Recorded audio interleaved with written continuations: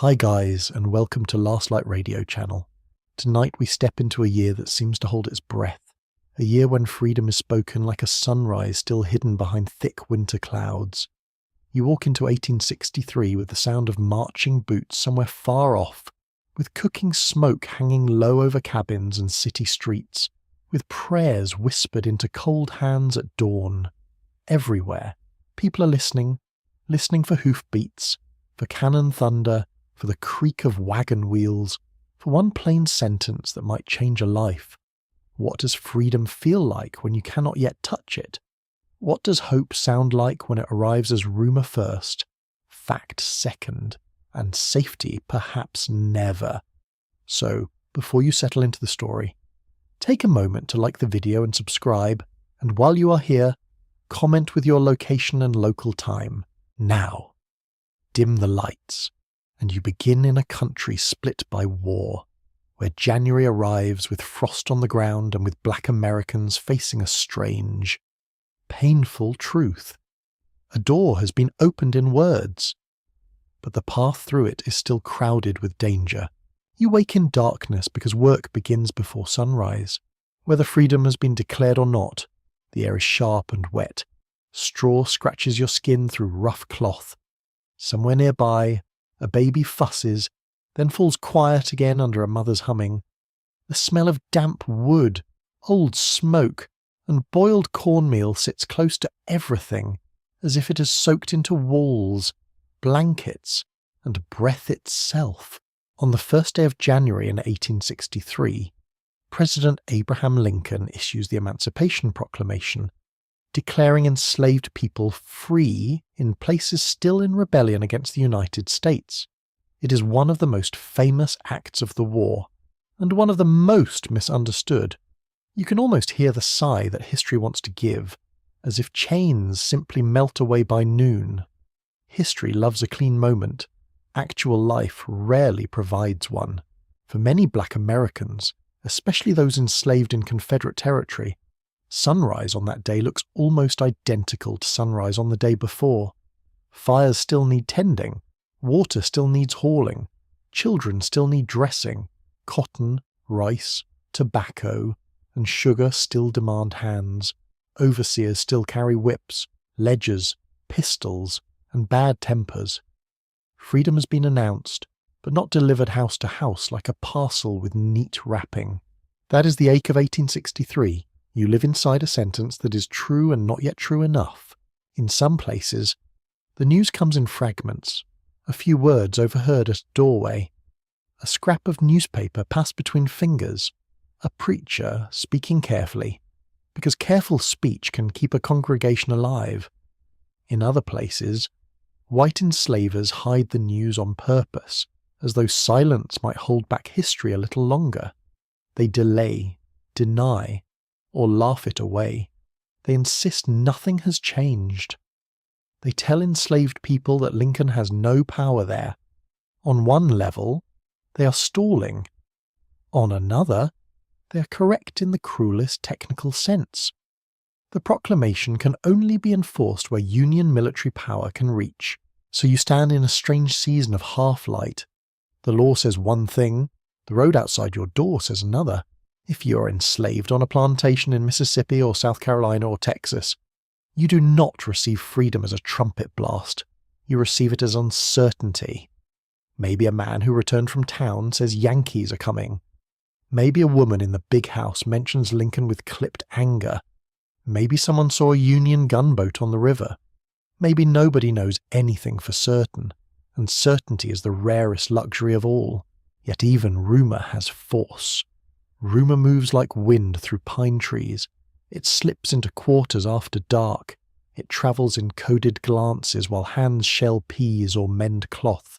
It rides with black teamsters, laundresses, cooks, dock workers, and churchgoers. News does not need permission to travel. It only needs people brave enough to carry it. You feel that bravery in the way voices lower when certain names are spoken. Lincoln, freedom, Yankees, proclamation. These words can tremble in the mouth. They can also steady it.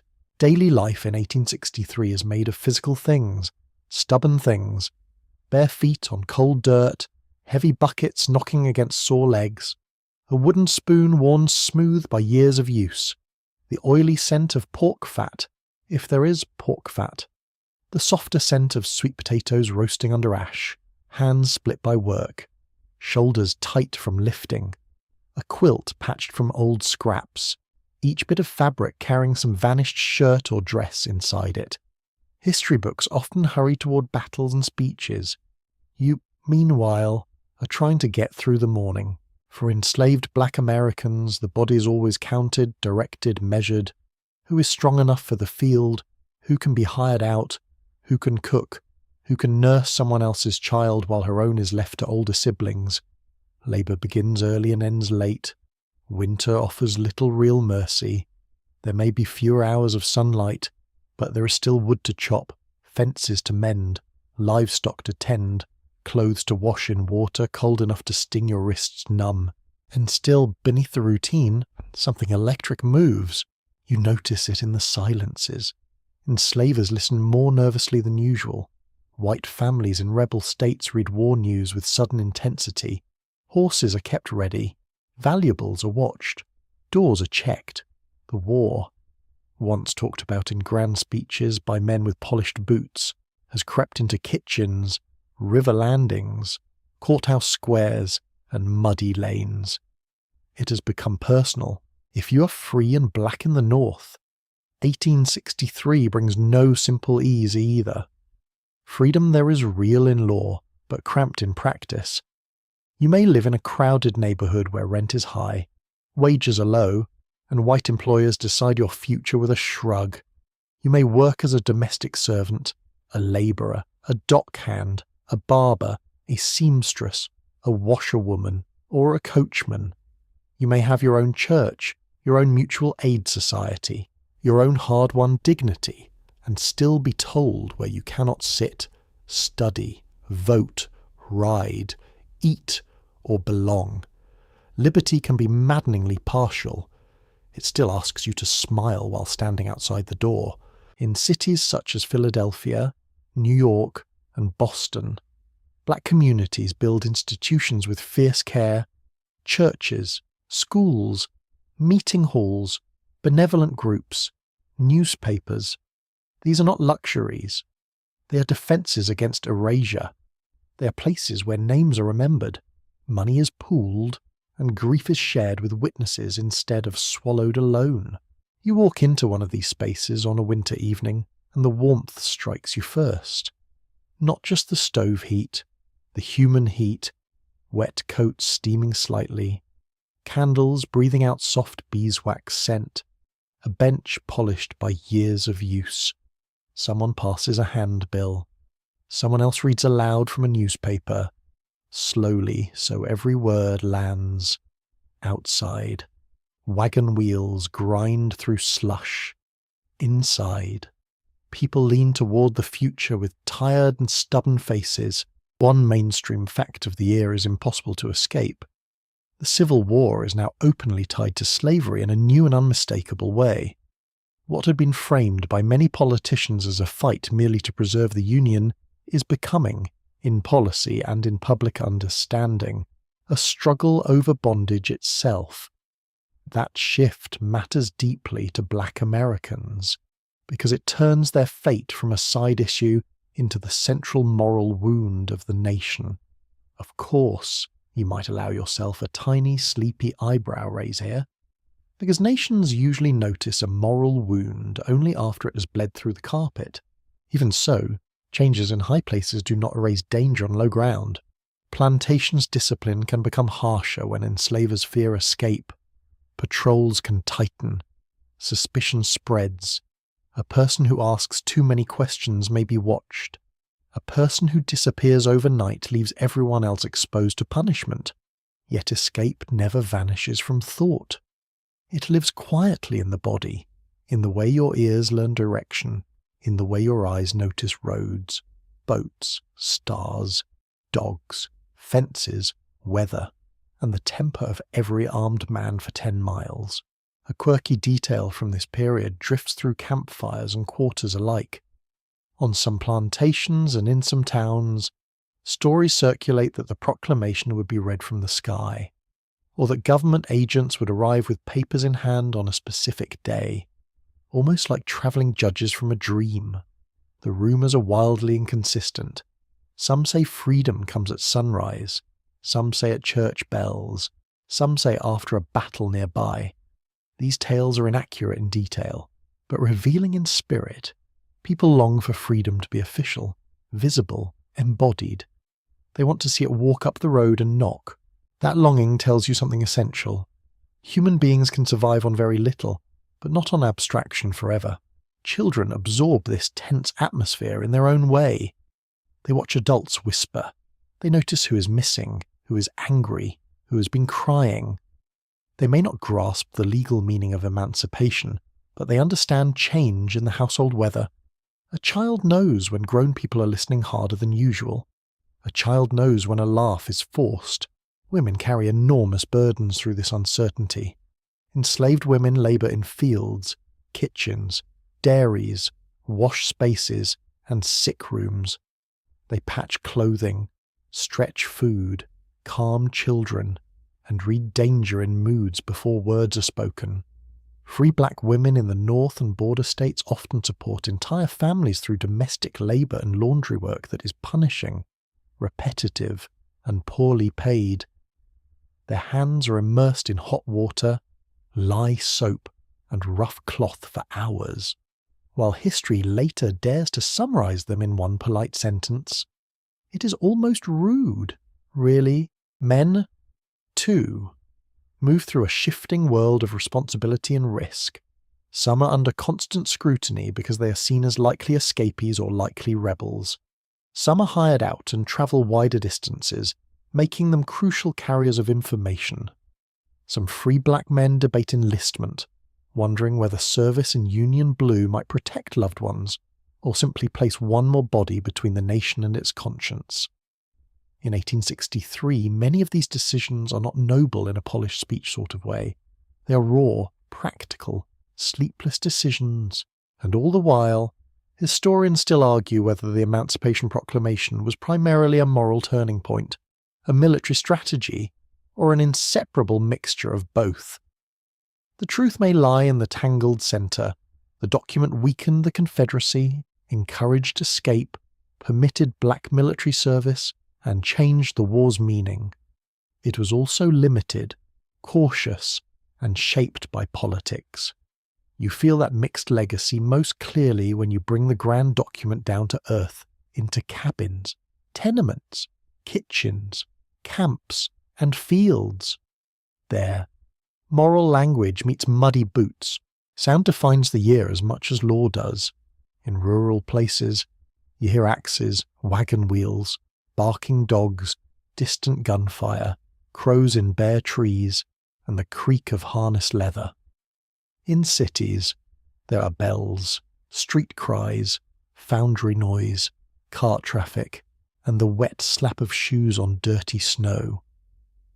At night there may be singing, low and steady, with layers of sorrow and iron strength tucked inside the melody. There may also be sudden stillness, the kind that makes every small sound seem important. Touch is everywhere too. Cold iron pot handles wrapped in cloth, splintered fence rails, wool that scratches the neck, mud sucking at worn shoes, a child's warm forehead, a Bible page thin as dried leaf skin, rough-hewn boards under a tired back at day's end. You do not live history as a concept. You live it through fingertips, knees, lungs, and spine. Smell can carry memory better than speeches ever could.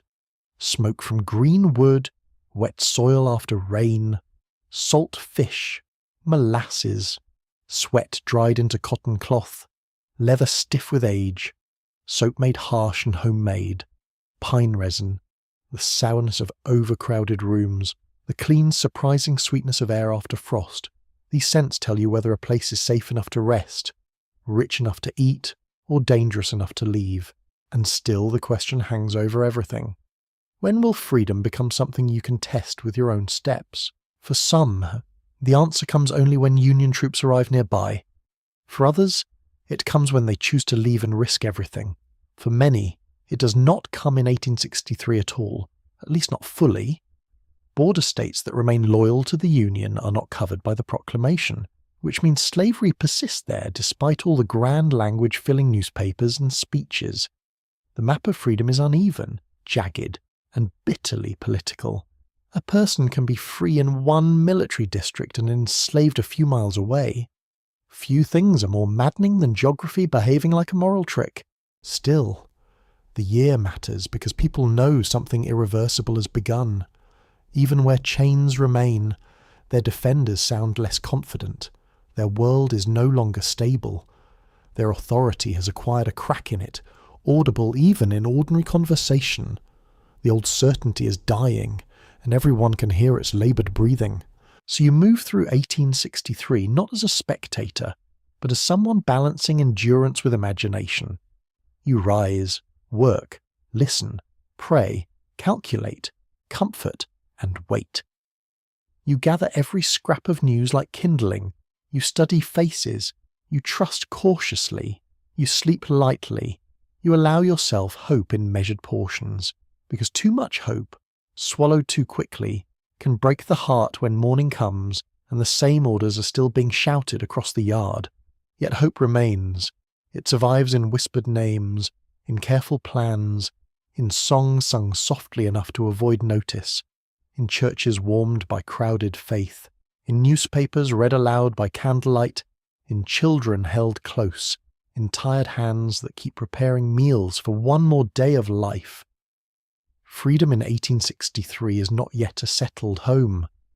It is a distant lamp seen through fog. But it is there, and you know it now. That knowledge changes the texture of the air itself. Even fear feels different once the future has been named. News does not arrive in a neat stack with your name on top.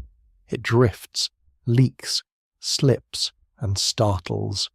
In 1863, for black Americans waiting on the edges of freedom or straining toward it from inside slavery, information travels by voice more often than by paper. You learn to hear meaning in tone, in pauses, in what is not said. A door closes too quickly. A rider comes late from town. Someone in the main house reads a newspaper twice. Suddenly the whole day feels different. You live in a world where news can be more precious than bread. Bread fills the stomach for a while. News can change whether you stay, run, hide, trust, or pray.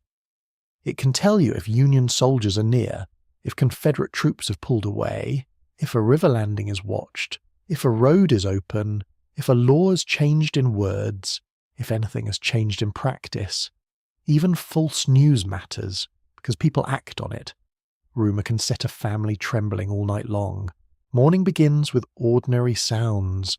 A kettle lid rattles. Chickens scratch in dust near a fence line. Wind pushes smoke back down a chimney so the cabin smells blackened and bitter. Somewhere a mule snorts. Somewhere else a woman hums under her breath while tying a child's headscarf. It feels like any other day, which is exactly why a whisper has such force. Great change never bothers to wait for dramatic lighting. On plantations, information often moves through the people white households rely on most closely. Cooks hear table talk. Coachmen hear courthouse gossip while waiting with reins in hand. Nurses hear names and places while rocking children to sleep. House servants pass near parlours where men discuss troop movements as if no one in the doorway possesses ears or memory. This habit of being overlooked becomes its own form of power. It is a bitter little gift, but still a gift. You might carry water into a dining room and hear someone mutter that Lincoln has gone too far. You might see a newspaper folded quickly when you enter. You might hear the word emancipation pronounced with anger sharp enough to cut cloth. White families who feel secure tend to speak carelessly. White families who feel threatened suddenly notice silence. That change itself becomes news. In towns and cities, black dock workers, laundresses, barbers, coach drivers, porters, and labourers form living channels of information. A barber hears business talk from men who never imagine their words will travel beyond the shop. A washerwoman sorting collars and cuffs learns which household has sent sons to war and which is packing trunks for departure. At wharves, sailors bring stories from upriver and down coast. On rail lines, workers exchange fragments that can cross counties by dusk. News in 1863 is physical. It rides on boots, sleeves, wagons, and memory. Churches are among the most important places for this exchange. They are houses of worship, certainly, but also schools of listening. You enter a packed room that smells of lamp oil, wool coats damp from fog, pine floorboards, and human closeness. Voices gather slowly, then rise. Prayers carry one message, glances carry another. Sometimes a preacher speaks plainly, sometimes caution demands layers. A sermon about the Israelites or deliverance or crossing waters may say more than a legal notice ever could. Black churches, whether formal congregations in northern cities or more hidden gatherings in the south, help people weigh rumour against judgment. Not every report can be trusted. Not every opportunity is real. A person who acts too quickly on a false tale may walk into patrols, swamps, dogs, or betrayal. So news is tested in community. Who heard it? From whom? Where? How recently? Was there a witness? Was there a soldier? Was there a boat? Was there a printed sheet? The conversation can sound almost scholarly, though nobody gets the luxury of a seminar room. Printed material still matters deeply when it can be reached. Newspapers such as the Anglo-African and Christian Recorder circulate among free black communities in the north, carrying war reports, political arguments, editorials, and letters. Literate readers become vital public voices because reading is rarely private. One person with a newspaper can become a whole evening's event. You can picture a small crowd bent toward candlelight, faces warm on one side and shadowed on the other, while each sentence is read aloud carefully. Now and then someone interrupts with a soft, "Lord, help us," or "That cannot be right," or "Read that part again." The act of reading aloud changes the room. Paper becomes sound, and sound becomes shared feeling. A mainstream truth of this year is that literacy itself has high stakes. Enslaved people in many places are denied education by law or by threat, precisely because reading opens a road to self-possession. A written pass, a Bible verse, a map name, a newspaper paragraph, a military notice, all can matter. White authorities have long feared black literacy because they understand its power very well, even while pretending otherwise. Strange how people only call knowledge dangerous when other people start holding it, because direct access to print is so limited for many. Memory becomes a treasured technology. You hear a sentence once and keep it. You repeat it accurately because accuracy might save somebody. Dates, names of generals, names of rivers, names of counties, the colour of a uniform, the direction troops marched, whether a gunboat was seen on the water, whether a preacher from another district confirmed the same story. Human memory in this world serves as newspaper, telegraph, and archive, all at once. There is something almost musical about the way information spreads. A phrase starts low in one place and returns altered somewhere else. One family hears Union troops are near, another hears they are 2 days away, another hears they have already crossed the creek. Some rumours swell because they satisfy longing, others shrink because fear presses them down. Yet even distorted news shows what people are trying to understand. No one invents stories in a vacuum. They invent around hunger. Prayer and rumour often live very close together. At night, after labour is done, after children settle, after the last embers are nudged into life again, voices may lower into prayer. The sound is soft, steady, and layered with fatigue. Hands clasp, knees meet packed dirt floor. Someone asks for protection. Someone asks for deliverance. Someone asks for the wandering husband or sold child or enlisted son to be kept alive. And sometimes inside that prayer. News is folded gently, a mention that soldiers were seen by the river, a mention that a man escaped from the next plantation, a mention that freedom may be nearer than people thought. Prayer is not merely comfort here. It is a form of communication that can shelter dangerous meaning. Spiritual songs work in much the same way. Their power is emotional first, but they can also hold signals, a choice of song, a repeated line, a shift in timing, a gathering held on an unusual evening. All can carry extra weight. Historians still debate how often songs acted as direct codes for escape, and how often later generations romanticize that practice. The uncertainty matters, but so does the broader truth. Black communities used every available form of expression to preserve hope, solidarity, and sometimes secrecy. Even when a song was not a code in the narrow sense, it could still prepare the heart for action. Children become messengers too, though often without fully understanding what they carry. A child sent with biscuits to a nearby cabin may repeat adult words on the path. A child may notice soldiers at a crossroads and report it with bright seriousness. Adults listen closely because children see more than anyone gives them credit for.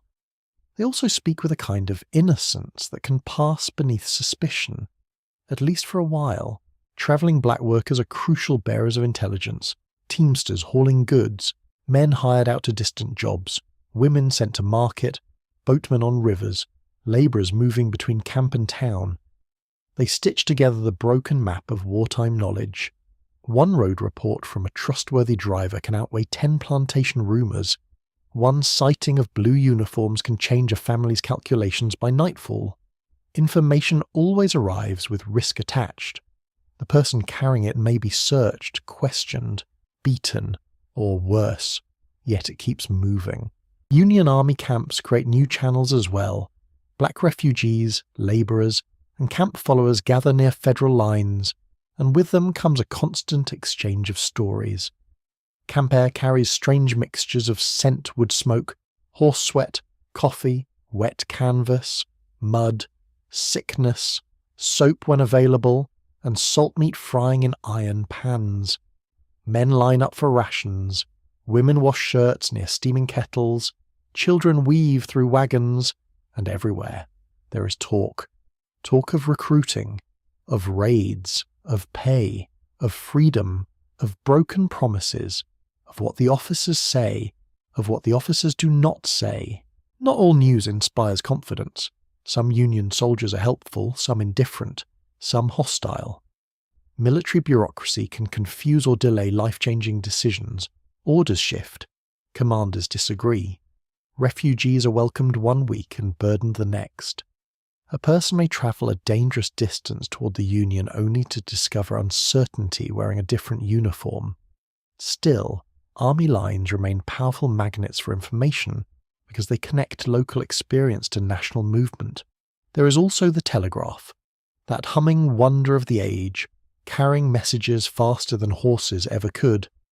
Most Black Americans do not touch it directly, yet they feel its effects. Town gossip now changes more quickly. Newspapers print war developments at greater speed. Officials react faster. Sudden shifts in public mood can be traced back to words zipping along wires overhead. The telegraph must have seemed almost supernatural to many observers, which is understandable. Put enough poles in a row and people start talking like lightning has become a clerk. A quirky tidbit from the period is the sheer creativity with which people interpret official announcements they cannot fully access. Some imagine government agents travelling with printed certificates for every freed person. Some expect church bells or cannon salutes to mark the exact arrival of liberty in each place. Others believe certain generals carry special authority to free everyone they meet. The details vary wildly, but the desire underneath them is painfully clear. People want freedom to become visible, audible, undeniable. They want it stamped onto the world, not hidden in legal language far away. This is why eyewitness testimony matters so much. A person who has actually seen Union troops, actually heard an officer speak, actually crossed from slavery into military protection, carries immense authority. Their story has texture. They can describe the mud in camp, the colour of tents, the food issued, the way soldiers answered questions, the look of the riverbank, the accent of the chaplain, the exact phrase used about freedom. Detail makes hope feel less fragile. Of course, detail can also carry warnings. Someone may report that camp disease is spreading. Another may say wages promised to black labourers were cut or delayed. Another may speak of Confederate raiders nearby. Real news is rarely all sunlight. Most of it arrives mixed, with one hand offering and the other hand withholding. In free black communities of the North, public meetings become important forums for sorting events. Halls fill with debate about enlistment, civil rights, emancipation, colonization schemes, and the responsibilities of government.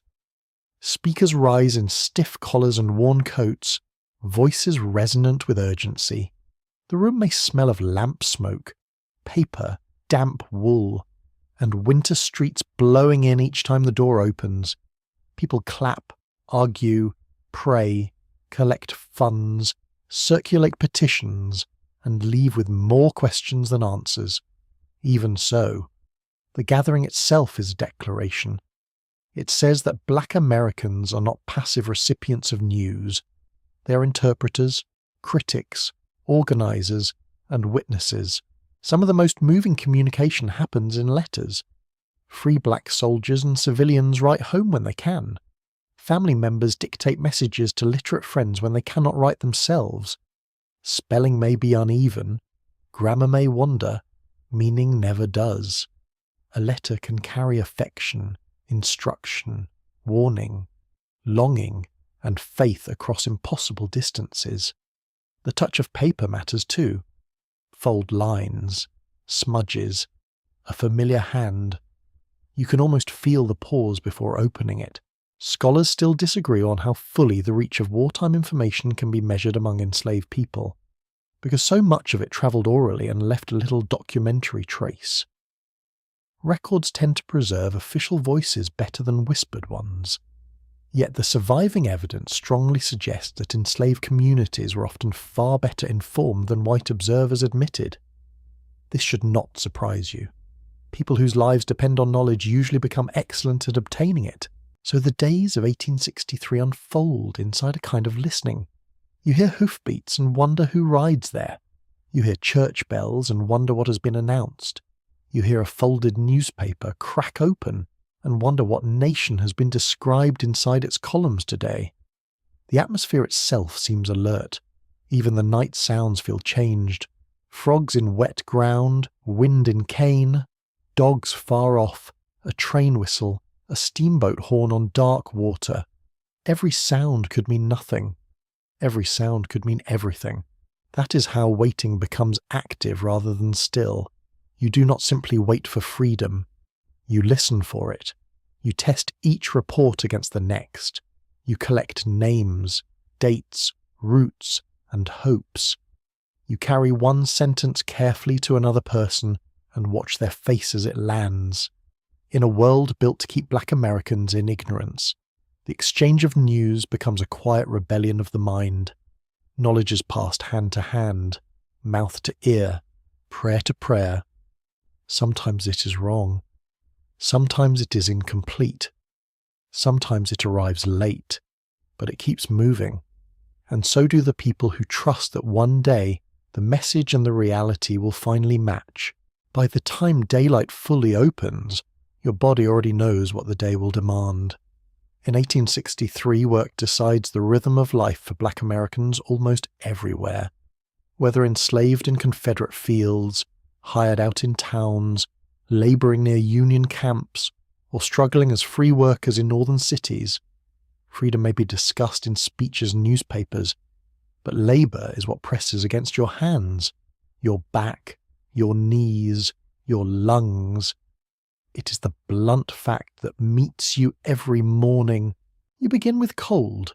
Even in places where winters are milder, dawn can bite through thin cloth and creep into your wrists before the sun has done anything useful. The ground may be hard or wet or sticky with red clay. Wooden handles feel rough in the palm. The iron rim of a bucket chills your fingers. Smoke from breakfast fires hangs low and scratches at the throat. Somewhere nearby, someone coughs the hard cough of a chest long irritated by dust, damp, and ash. If you're enslaved on a plantation, the workday starts before proper light. Orders come quickly, feet move automatically. There are animals to feed, fires to tend, tools to gather, meals to prepare, children to settle, water to haul, and then the long main labour begins. In cotton country, that may mean hoeing, clearing, carrying, picking what remains, repairing fences, or preparing land. In rice regions, labour follows water, mud, and intricate systems of embankments and ditches. In tobacco areas, there is sorting, cutting, curing, spundling. Sugar work, where it exists, has its own cruel intensity, with grinding, boiling, heat, and relentless timing. The body learns these routines so deeply that it can almost move through them, while the mind drifts elsewhere. That drifting can be a form of survival. You count rows, you memorize sounds, you notice cloud shapes, you think of names, you plan impossible things. You tell yourself stories just to keep the hours from swallowing you whole. Women's work stretches across nearly every space. Enslaved women may be assigned field labour and domestic labour at once, which is an efficient little arrangement if your goal is to take every waking ounce from a person.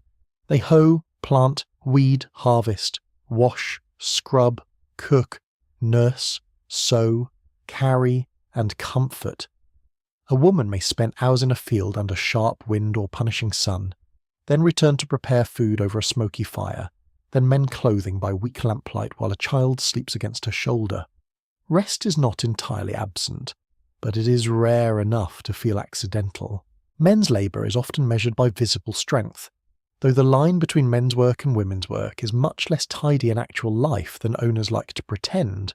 Men may plough, chop wood, repair buildings, drive wagons, tend livestock, dig trenches, haul loads, work in mills, or hire out to railroads and foundries. Skilled enslaved craftsmen such as blacksmiths, coopers, carpenters, and masons occupy a complicated place. Their skills can bring slightly better conditions, broader movement, or small bargaining power, but those skills are still controlled for someone else's profit. Being valuable does not necessarily mean being safe. Children work too.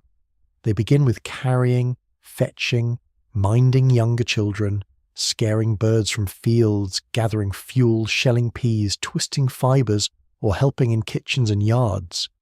Adults often try to shield them where possible, but the labour system has little interest in childhood as a protected season. A child's small hands are simply seen as useful hands.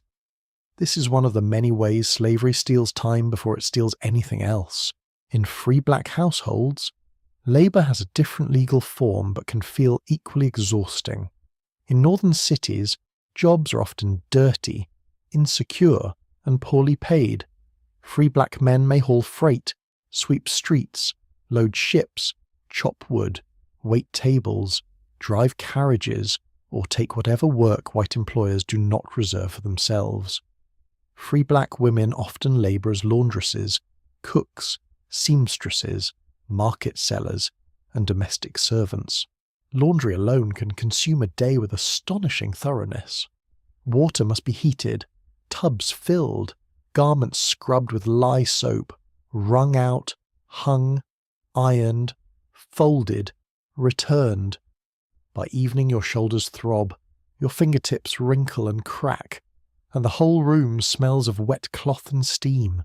A mainstream fact of 1863 is that black labour remained central to the wartime economy on both sides of the conflict.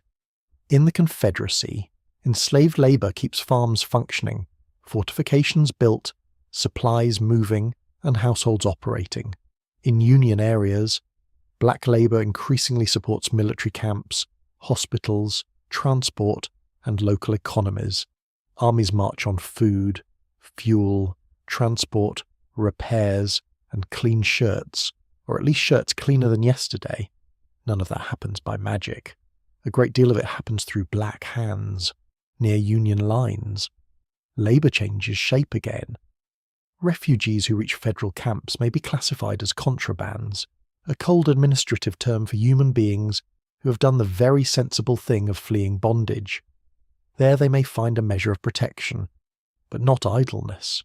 Camps need cooks, teamsters, laundresses, nurses, ditch diggers, carpenters, wood choppers, and labourers for endless practical tasks. The work is often harsh and the pay uncertain. Rations may be thin, shelter may be flimsy. Disease may hover in every damp blanket and stagnant ditch.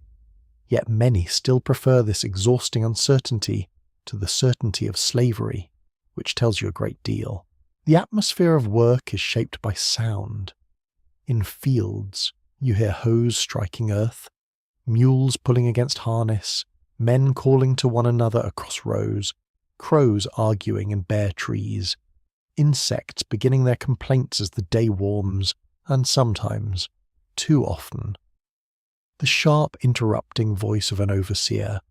In kitchens there is the scrape of knives, the rattle of lids, the hiss of fat in iron, the splash of wash water, the steady rhythmic thump of kneading or pounding.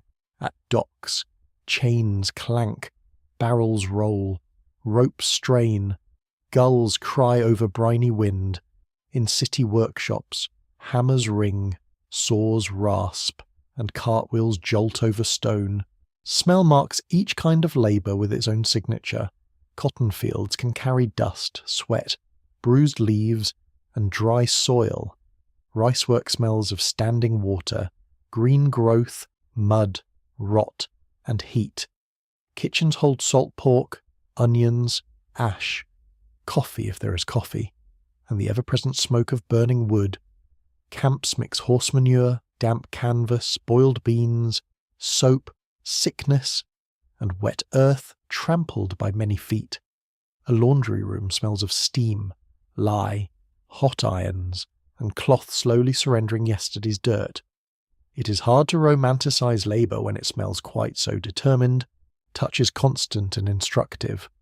Rope burns, splinters, blisters hardening into calluses, fabric stiff with old sweat, mud pulling at shoes or bare feet, sun on the back of the neck, rain soaking cuffs until cloth clings to skin, a hoe handle polished by use, the smooth rim of a wash basin, the ache at the base of the spine after lifting, bending, lifting again.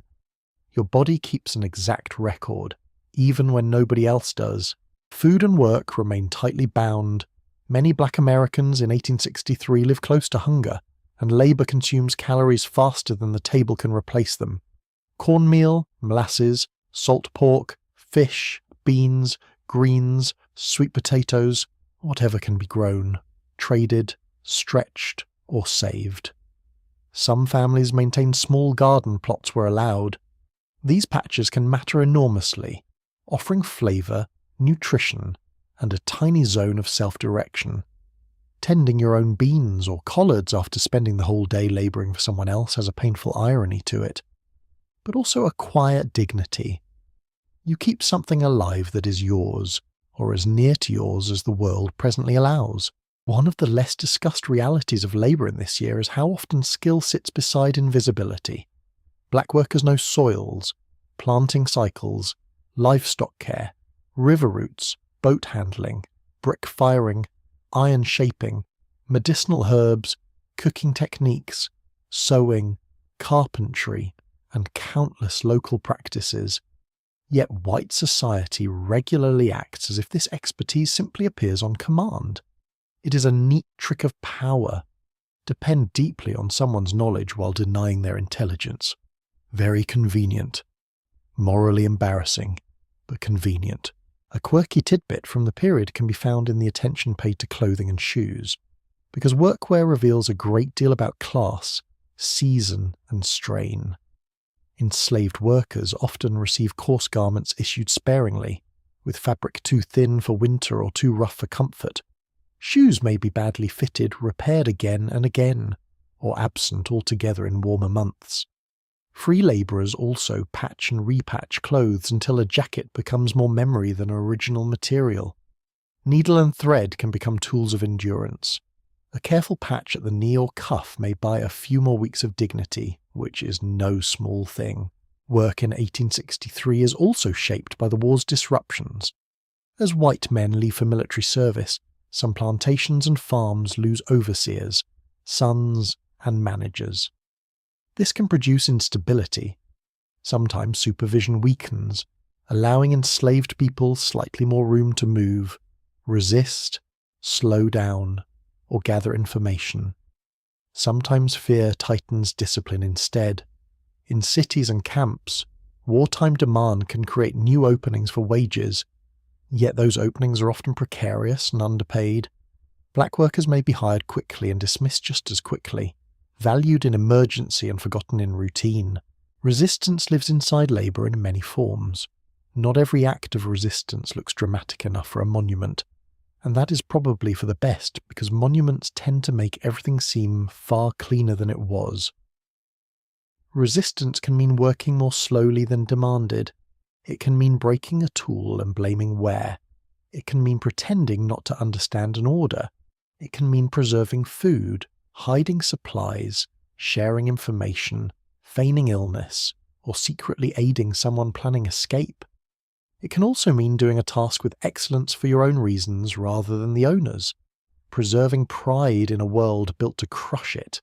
At the same time, labour can be one of the few places where people exchange knowledge relatively freely. In fields, on docks, in wash spaces, at market, by wells, along roads, in workshops. People talk while hands move, not continuously, not safely, but enough. A sentence about troop movements, a warning about patrols, a story from another county, a joke. Blessedly, humour survives even here, especially here. There is a kind of dry wit that flourishes in places where life is unreasonable. If the world insists on absurdity, some people will answer with a raised eyebrow and excellent timing. Labour near military sites often introduces new hierarchies and new frustrations. Black teamsters and labourers may be essential to union operations, yet still paid less than white workers, or treated as temporary tools rather than full participants. Black women washing for soldiers may deal with impossible workloads, inadequate supplies, and officers who understand logistics only until it involves somebody else's hands. Hospitals need attendants and nurses, but disease runs fast through crowded wards.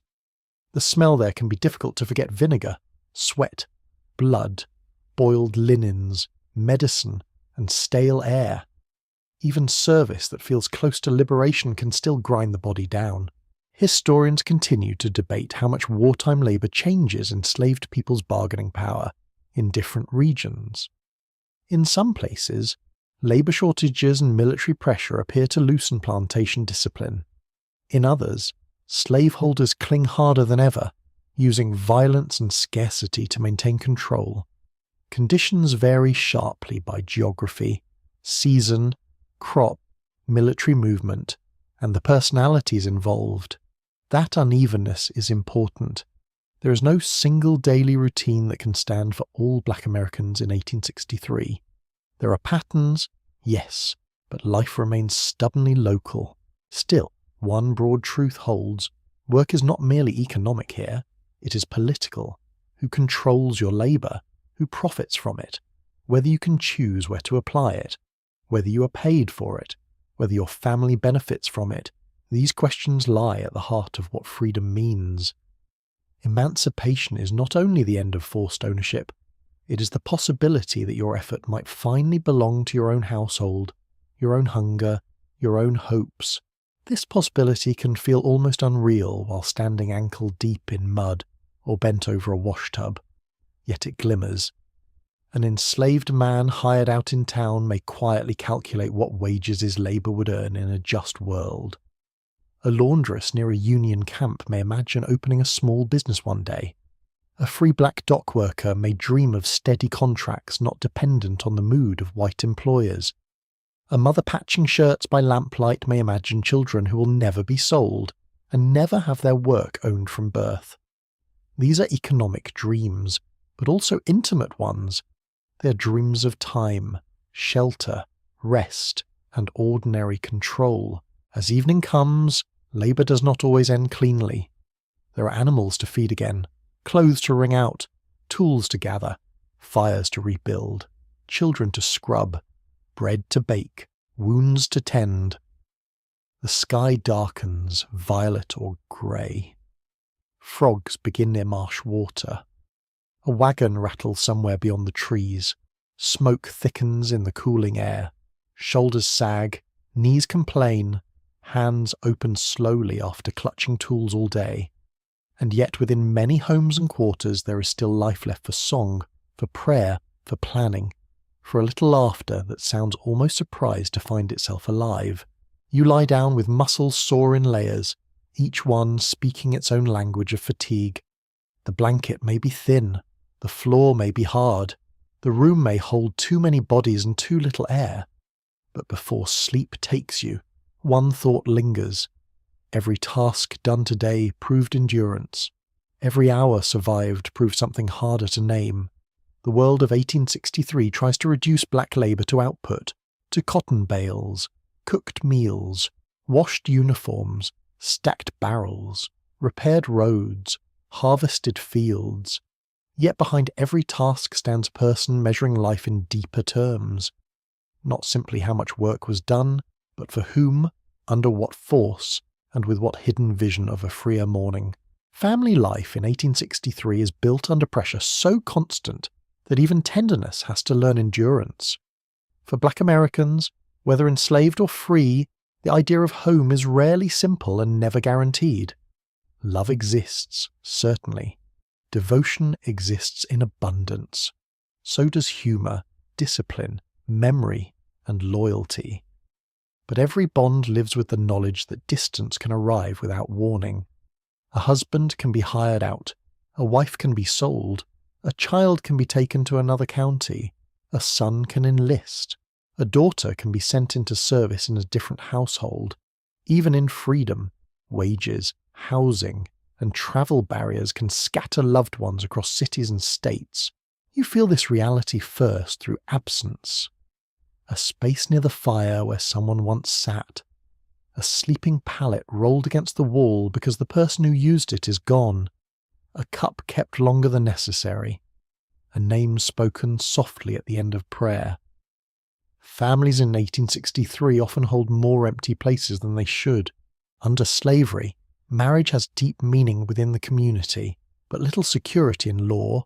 Enslaved couples may pledge themselves before God, family, friends, or local custom. Yet the legal system generally refuses to protect that bond. A husband and wife can be separated by sale at the whim of debt, inheritance, migration, punishment, or convenience. The heartbreak of this is difficult to overstate. Imagine building a life with someone while knowing that every season carries the risk of sudden removal. It makes affection both braver and more vulnerable. Parents live with the heaviest burden of all. Enslaved mothers and fathers raise children in a world where children are also property in the eyes of the law. Every lesson, every embrace, every warning carries an undercurrent of fear.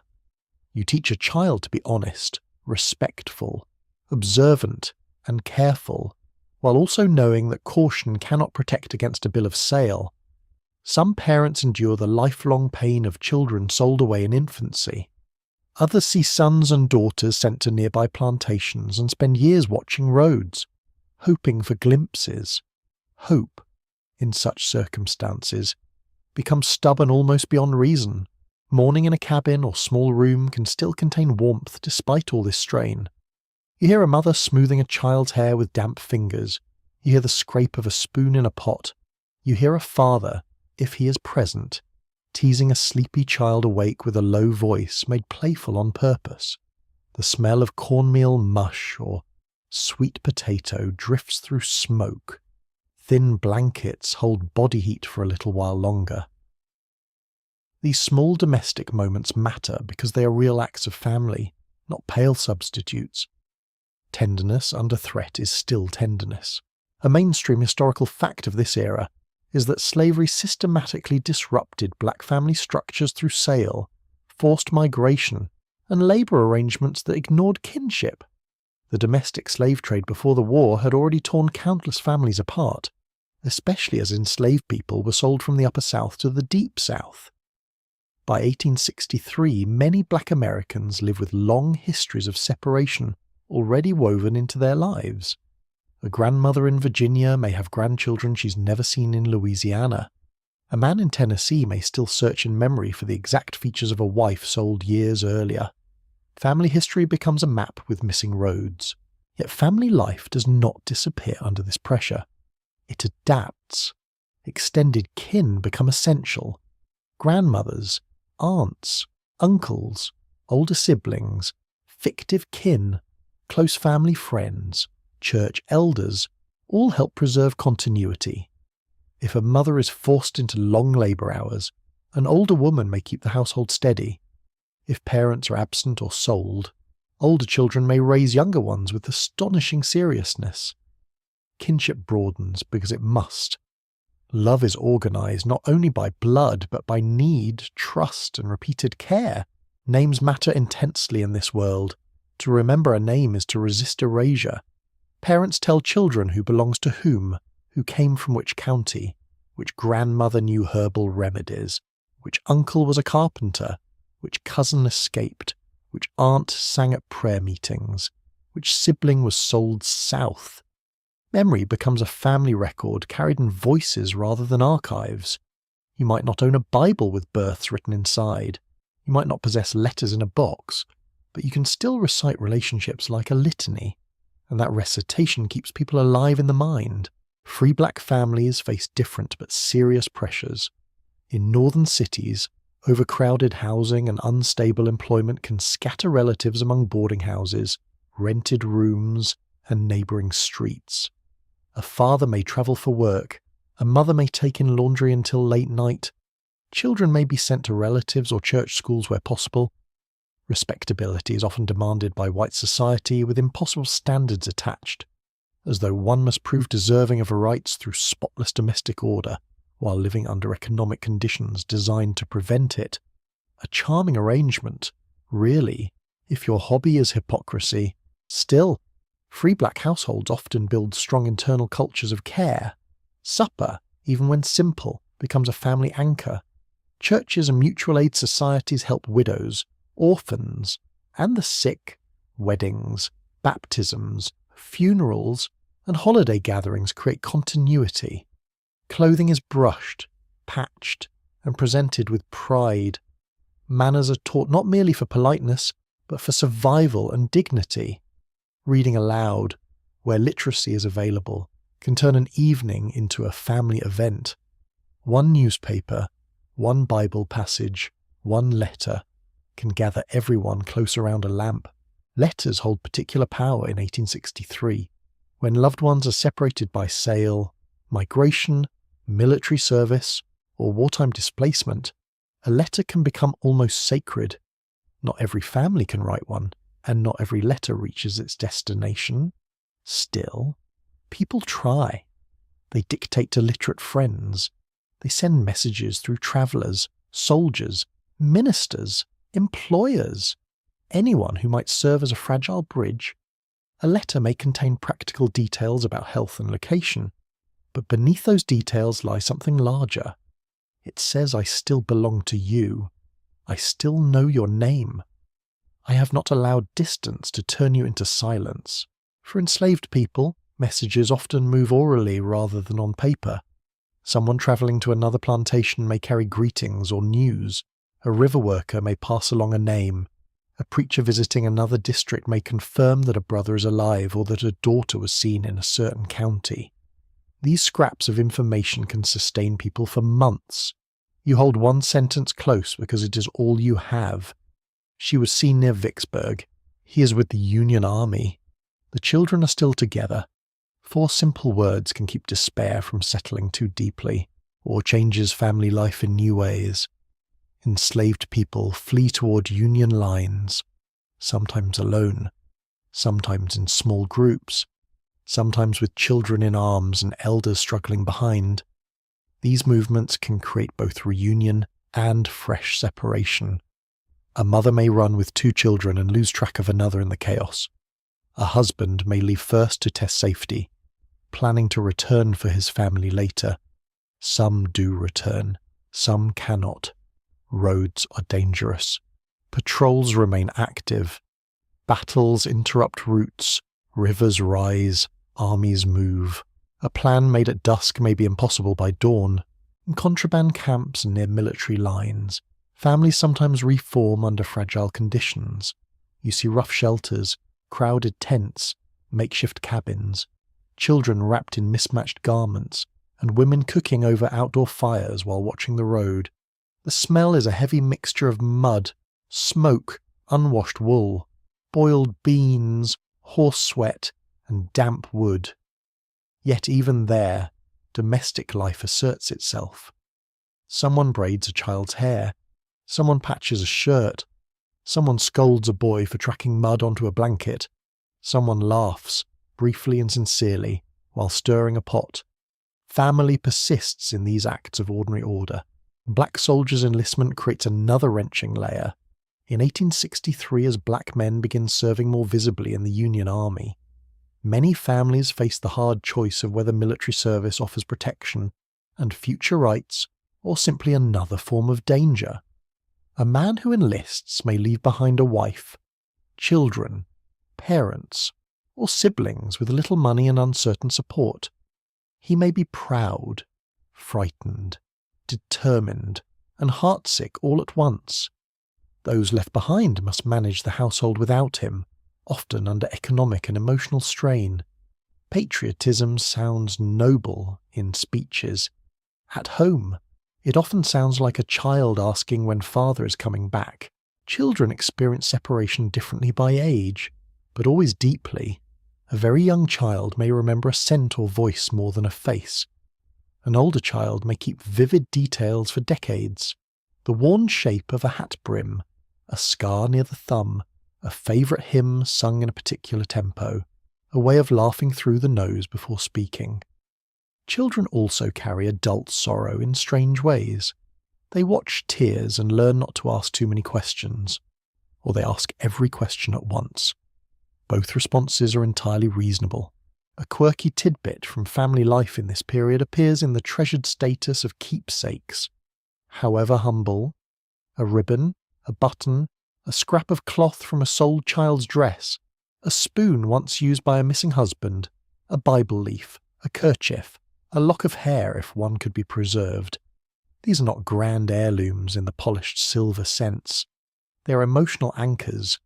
In a world where people can be taken but objects sometimes remain, even a tiny belonging may hold enormous weight. Touching it can feel like touching memory itself.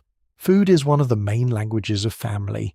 A pot of greens stretched to feed extra mouths. Cornbread divided carefully. Molasses shared with a child as a treat. Fish fried when available. Beans simmered soft enough for elders. Sweet potatoes roasted in coals. In free communities. Perhaps a better Sunday meal if wages permit.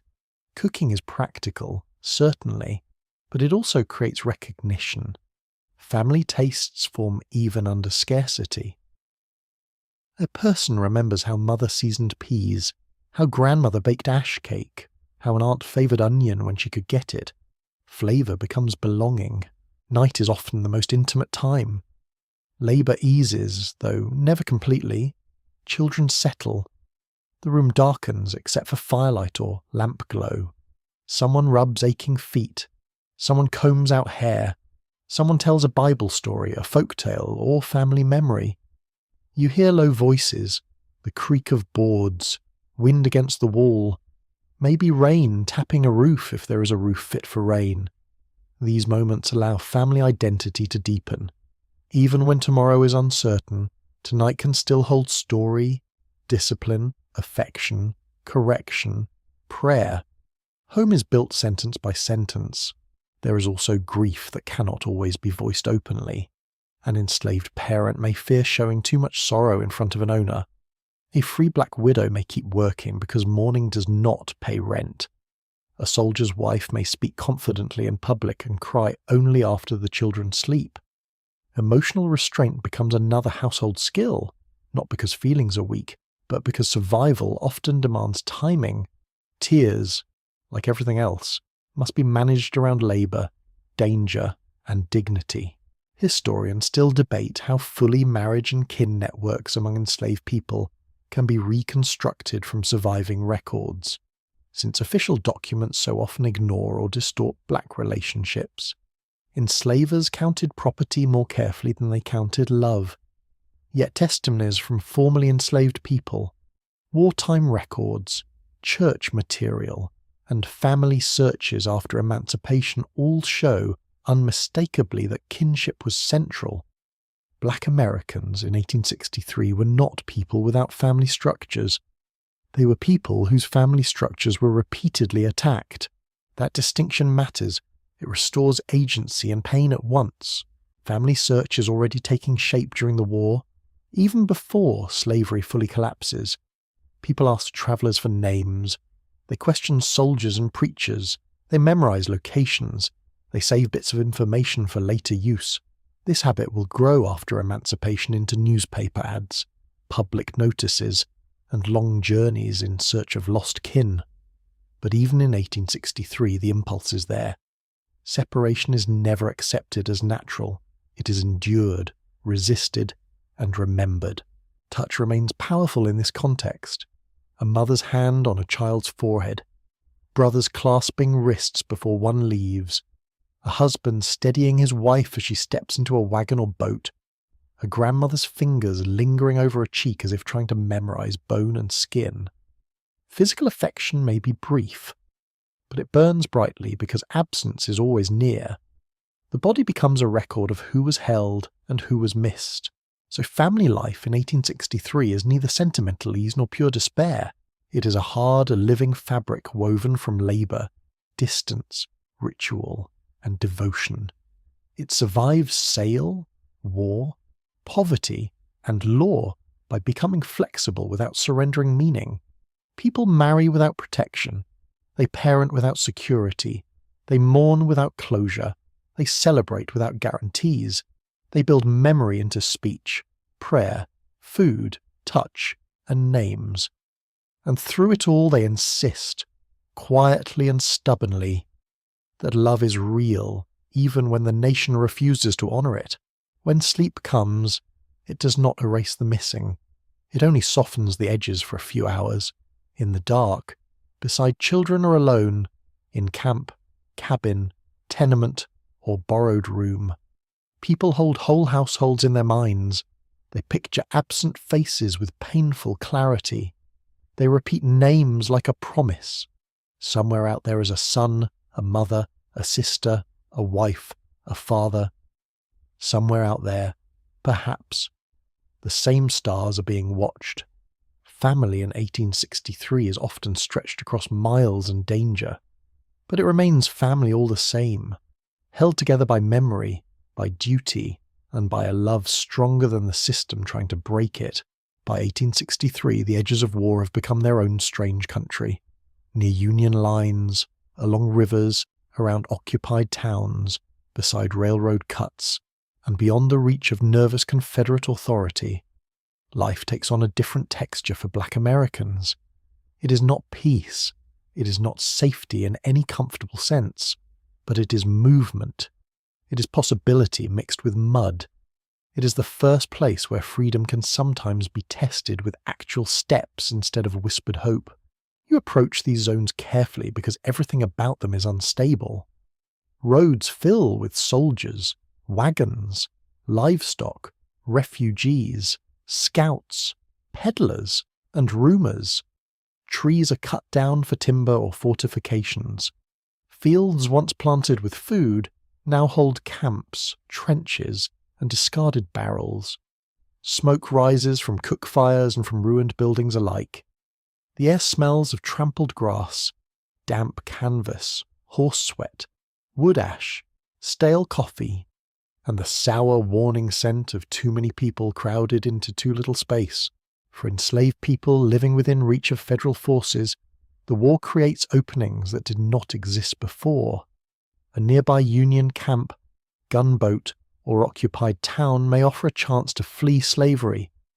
The very presence of blue uniforms changes local calculations. Enslavers become more anxious. Patrol routes shift. Night travel grows both more promising and more dangerous. Some decide to leave at once. Others wait for better information, for moonless weather, for a child's fever to break, for a husband to return, for the river to lower, for courage to rise just a little higher than fear. Escape in 1863 is rarely a dramatic dash lit by noble music from nowhere. It is usually messy, exhausting, and deeply physical. You carry what you can: a blanket, perhaps, some food wrapped in cloth, a child half asleep and heavy in the arms, shoes if you have them. No one packs with elegance while running for liberty. You move through woods, fields, swamps, back roads, fence gaps, creek beds, and river banks, listening for dogs, riders, and the awful sudden stillness that means someone else is listening too. Night has its own sounds in these journeys. Frogs pulse from marsh grass. Branches scrape against sleeves. A distant owl startles everyone because nerves are already stretched too thin. Boots sink in mud. Water slaps softly against a landing, somewhere far off. A cannon rolls across the dark like a storm too regular to be weather. A baby must be hushed without seeming to hush them, which may be one of the most heartbreaking skills the war ever teaches. A mainstream fact of this year is that as Union armies advance deeper into Confederate territory, enslaved people flee to them in increasing numbers. Military officers and government officials struggle to decide how to classify, shelter, feed, and employ these refugees. The term contraband becomes widely used, reducing human lives to wartime property categories in that especially bureaucratic way governments have when faced with moral clarity. Yet for those arriving, the terminology matters less than the immediate reality. The person who crossed a line into federal protection may not care what the clerk calls them, so long as nobody sends them back. Still, protection is uneven. That is one of the hardest truths of these border spaces. Some Union commanders welcome fugitives, seeing both the moral necessity and the military value.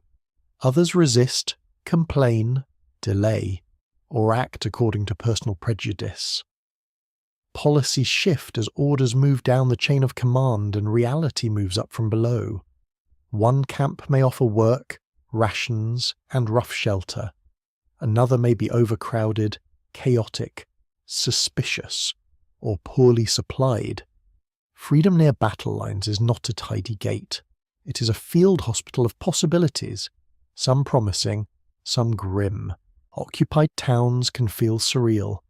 You walk streets where Confederate authority has weakened or vanished, yet everyday life still stumbles on.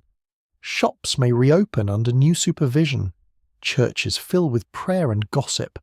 Soldiers buy bread, tobacco, cloth, and whatever else can still be found. Black residents in these places quickly learn that Union occupation brings opportunity, scrutiny, and confusion all at once. Some seize the moment to leave service, seek wages, reunite with kin, or negotiate better treatment. Others discover that military rule can be as blunt as any other form of power, simply dressed in a different coat. At river ports and waterfronts, the war opens especially dramatic scenes. Gunboats loom on brown water, their dark sides reflecting broken light. Steam hisses, chains clink. Orders snap across decks. Enslaved families hiding in cane or brush may watch for the right instant to approach. Boat crews sometimes take people aboard. Sometimes they turn them away. Sometimes they hesitate long enough to invite disaster.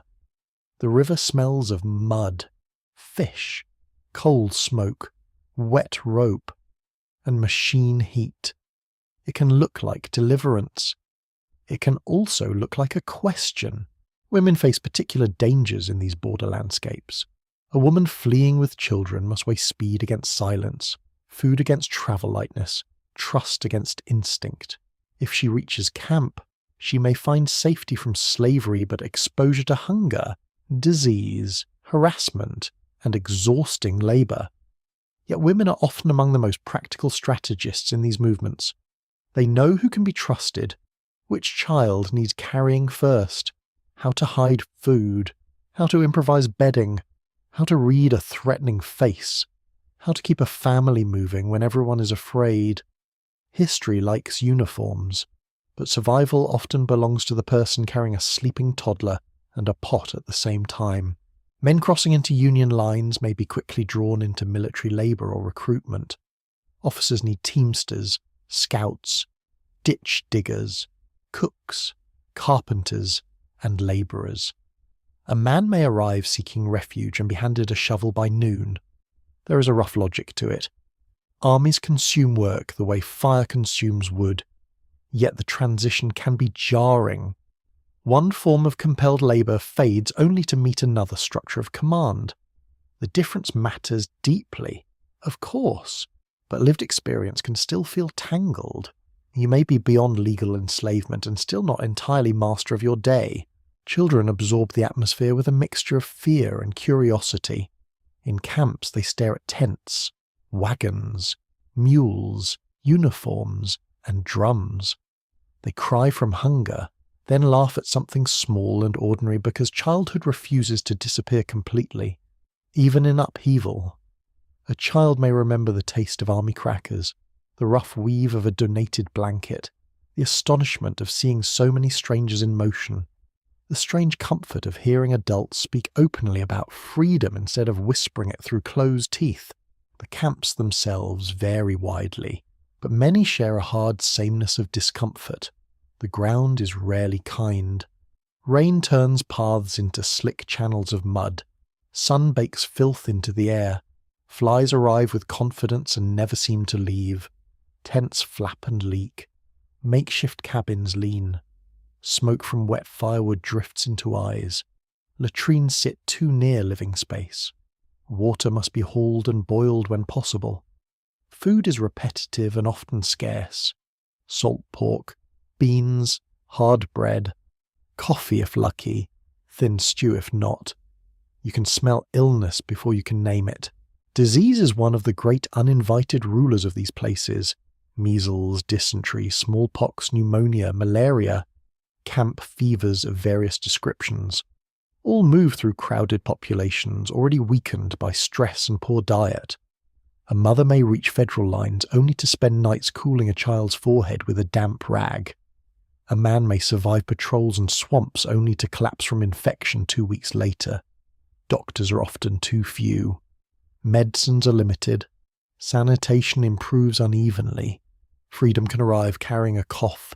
A quirky detail from these zones is the remarkable variety of structures people turn into temporary refuge.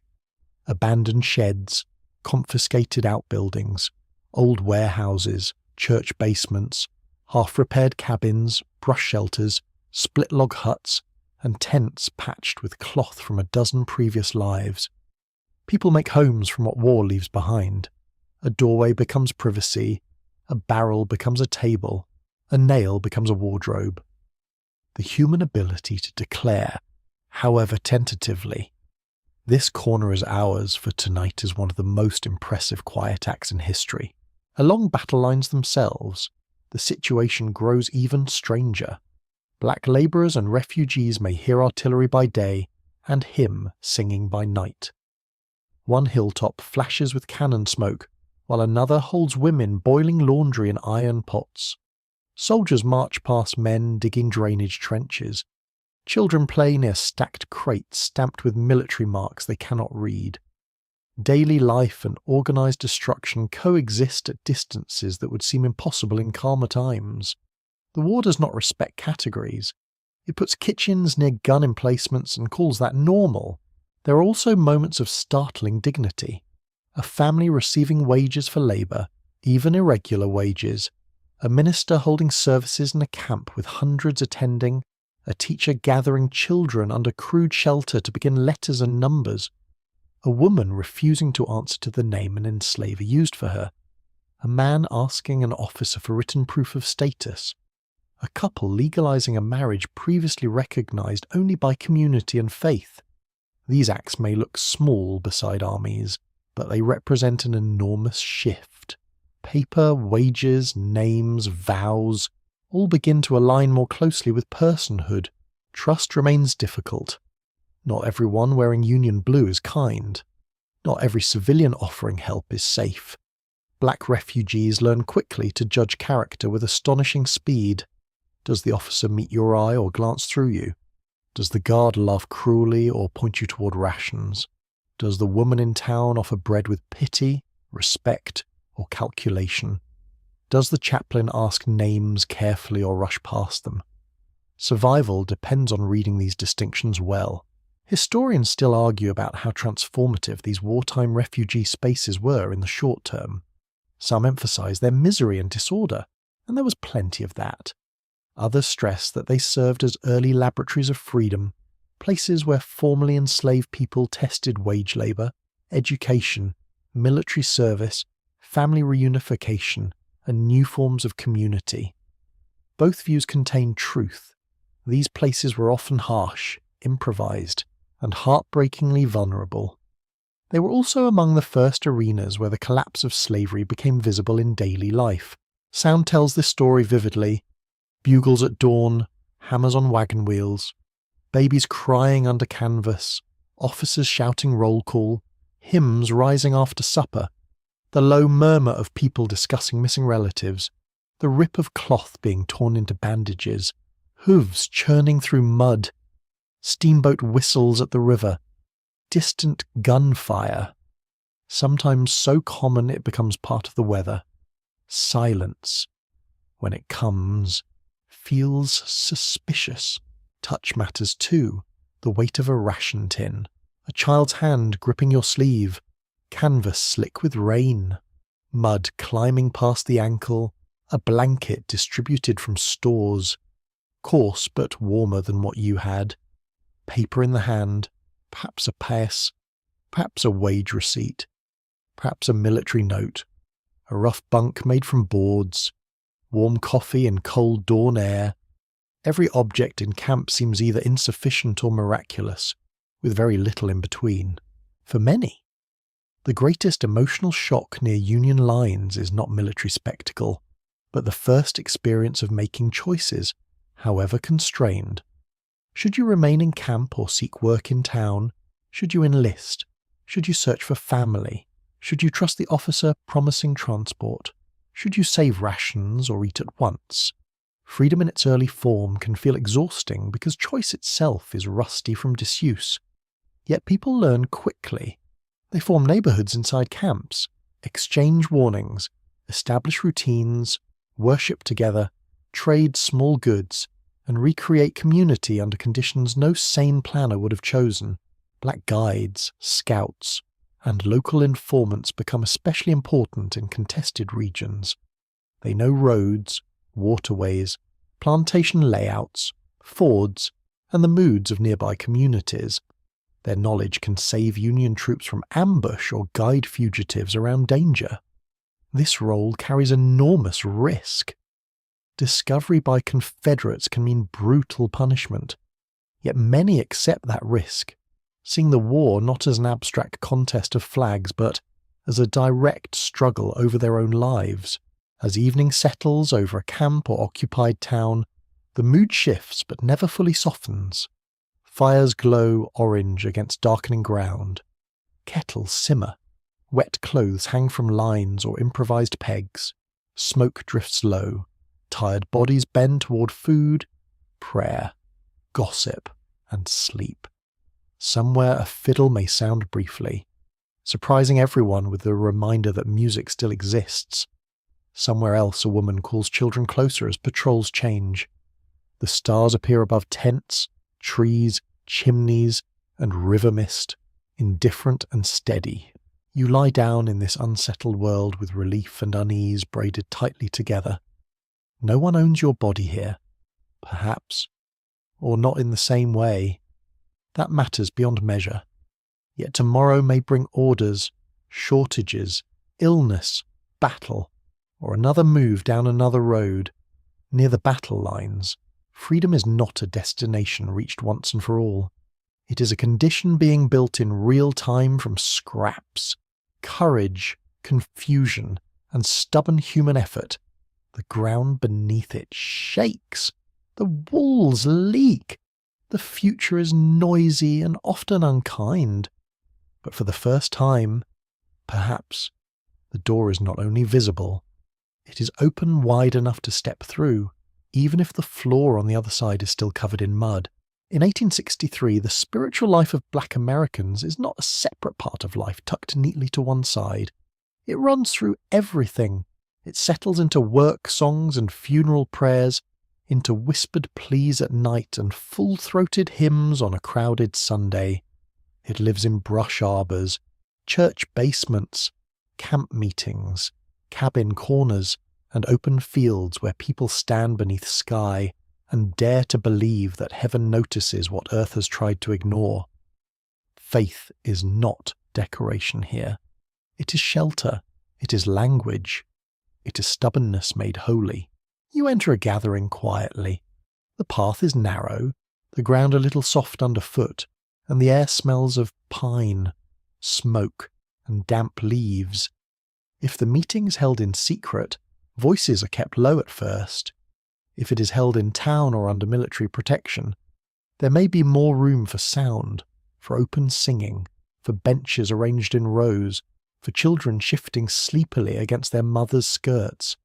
Either way, the feeling is unmistakable. People have come carrying burdens. They have not come empty. A mainstream truth of the era is that black churches and prayer gatherings are among the central institutions of community life. In the North, established black congregations in cities such as Philadelphia, Boston, and New York serve as places of worship, political organizing, education, charity, and mutual aid. In the South, under slavery, religious life takes more varied forms. Some people attend white-supervised churches, where sermons may be filtered through obedience and caution. Others gather in more independent spaces, formal or hidden, where spiritual expression can move with far greater honesty. These meetings do not merely reflect community. They help build it. The sound of worship is one of the great textures of this world. You hear a single voice begin, a little worn, a little raw, and then others join in until the whole room seems to breathe together. The singing may be slow and deep, with notes bent by grief and endurance. It may be rhythmic, with clapping or foot tapping, finding a pulse the body already understands. Sometimes a line is called and others answer. Sometimes the melody rises and falls like a river crossing uneven ground. The beauty of it is not polished perfection. It is feeling carried collectively. These songs hold many things at once. They carry praise, longing, coded hope, memory, warning, weariness, and joy that refuses to ask permission. A hymn about deliverance can be directed toward heaven and toward history at the same time. A spiritual about crossing Jordan can mean death, freedom, or simply the wish to survive another week. This layered meaning gives the music its special power. It allows people to say several truths at once, which is a useful skill in a dangerous society. The physical setting matters too. In a brush arbour, leaves rustle overhead and lantern light flickers against rough faces. In a city church, polished wood may shine faintly beneath candle glow, and the room smells of lamp oil, worn hymn books, damp coats, and clean soap if people have been able to spare it. In a camp meeting near Union lines, the atmosphere is looser and rougher. Canvas flaps in the wind, children fuss, a horse stamps nearby. Smoke from cook fires drifts across the service, yet even here worship creates its own order. A prayer can redraw the whole emotional map of a place. For enslaved people, spiritual life often offers one of the few spaces where inner dignity can be affirmed openly, even if only for an hour. The message matters. You're not what the slave code says you are. You're not merely labour. You're not created for another person's profit. You are a child of God. That idea lands with enormous force when every earthly arrangement denies it. No wonder so many white authorities fear independent black religion. A person who believes fully in divine worth becomes harder to reduce. At the same time, white-controlled religion often tries to shape black faith into a tool of submission. Sermons may emphasize obedience, patience, and heavenly reward while carefully avoiding justice on earth. Select verses are repeated, dangerous ones are ignored. Deliverance stories become awkward for anyone trying to preserve slavery, because it turns out the Bible is inconveniently full of people escaping bondage under divine supervision. One imagines certain slave-holding churchgoers turning pages with growing discomfort. So black communities interpret scripture for themselves, aloud and inwardly. The Exodus story speaks with particular force. Israel in bondage, Pharaoh hardening his heart, waters parting, a people led out by divine power. The language is ancient, but the emotional connection is immediate. Daniel, Joseph, the suffering Christ, the promise of judgment. All can be read through the realities of 1863. Religion is not passive escape from history here. It is a way of understanding history, surviving it, and measuring it against a larger justice. Prayer gatherings often do practical work alongside spiritual work. People share news, check on the sick, gather small donations, arrange help for a widow, discuss where soldiers were seen, or quietly mention who may be planning to leave for Union lines. A meeting may begin with song and end with whispered logistics. That dual purpose is not accidental. In communities under pressure, sacred and practical life naturally braid together. The same hands lifted in prayer may also carry a basket of food to a hungry family before dawn. Women are central to this spiritual world. They pray aloud, lead songs, teach children, preserve ritual memory, organize aid, and hold communities together with a kind of steady moral labour that history too often pretends happened by itself. In public records, men may appear more often as ministers or official figures. In lived reality, women shape the atmosphere of faith in powerful ways. Their voices often set the tone, their houses host gatherings, their judgment guides trust, and their endurance gives worship much of its emotional authority. Children grow up inside these sounds and patterns. They learn when to bow heads, when to answer amen, when a certain hymn means sorrow and when it means determination. They watch adults pray with tears, with clenched hands, with stillness, with lifted faces. They absorb scripture through story and song even when they cannot read it on a page. Faith enters through the ears, the skin, the room itself. A child may not grasp theology, but a child understands when a room fills with seriousness and comfort together. One of the quirky details of black religious life in this period is the remarkable power of simple improvisation. A church might have no proper bell, so a metal rim or hand signal gathers people. A service might have no organ, so rhythm comes from claps, feet, a bench, a tin cup, the human body becoming instrument. A preacher may have no formal training, yet carry a voice and memory strong enough to hold a whole community still. Dignity does not wait for polished equipment. It builds with whatever is available. In the South, hidden gatherings sometimes take place in woods, ravines, or secluded clearings away from direct surveillance. People call them different things in different places, but the basic reality is the same. They create a religious space outside white supervision. The night air is thick, insects hum, earth smells rich and cool, and voices rise carefully at first. In some accounts, pots or blankets are used to muffle sound. Whether every such detail was common everywhere is hard to prove. Historians still debate how often some of these practices occurred and how later memory may have shaped the stories.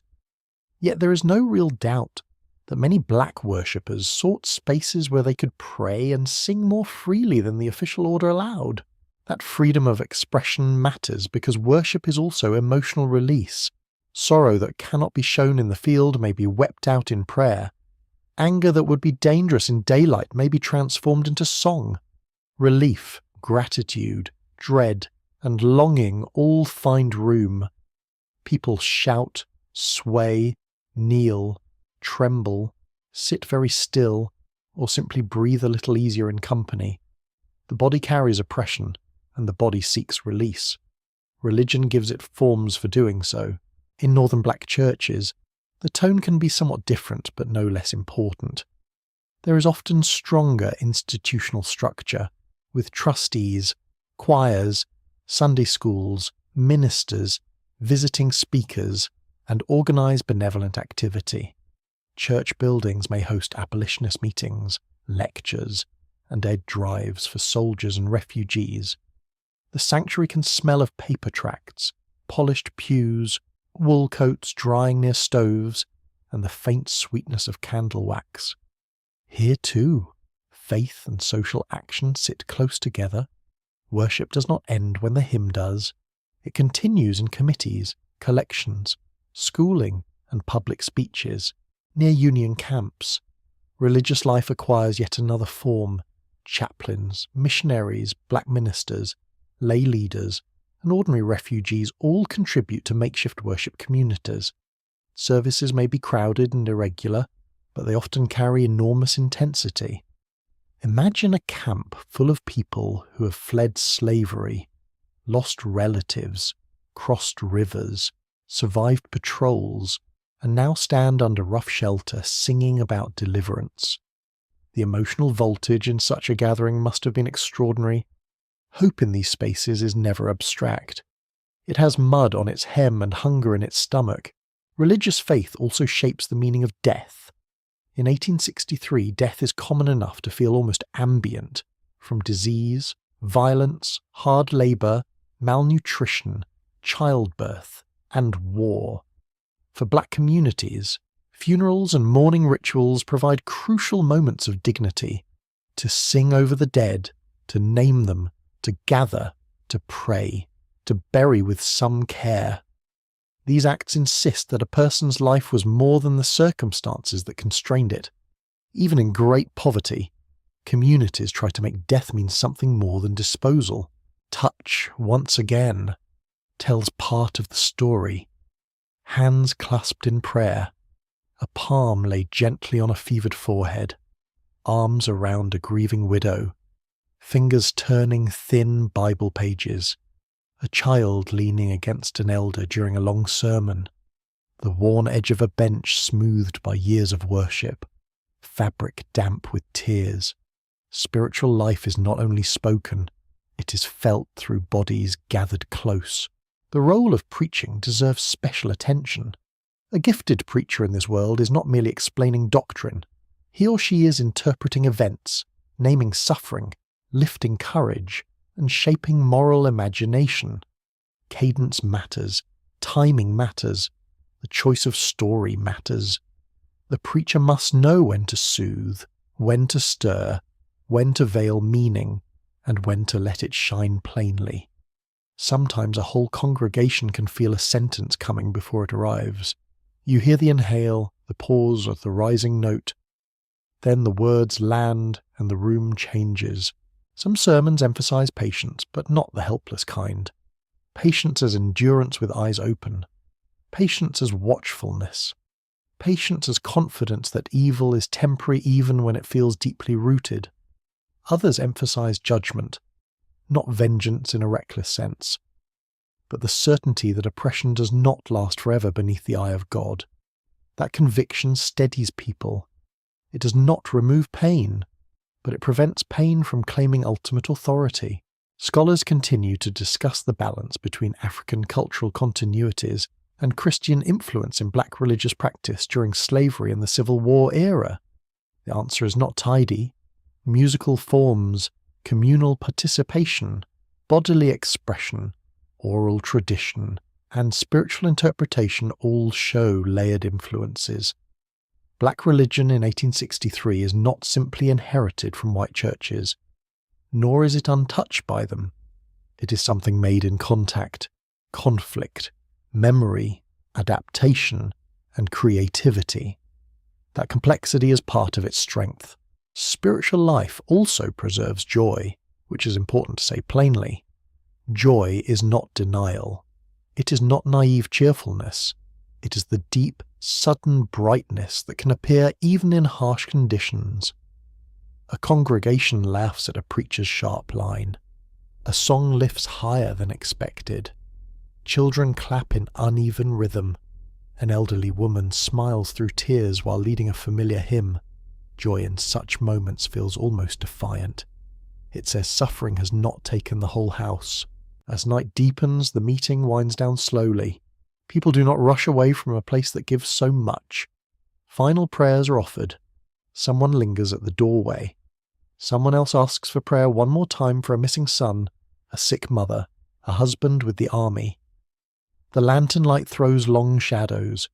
The air outside is cooler now, rich with earth and smoke. Crickets keep their steady music. Boots and bare feet part along different paths home.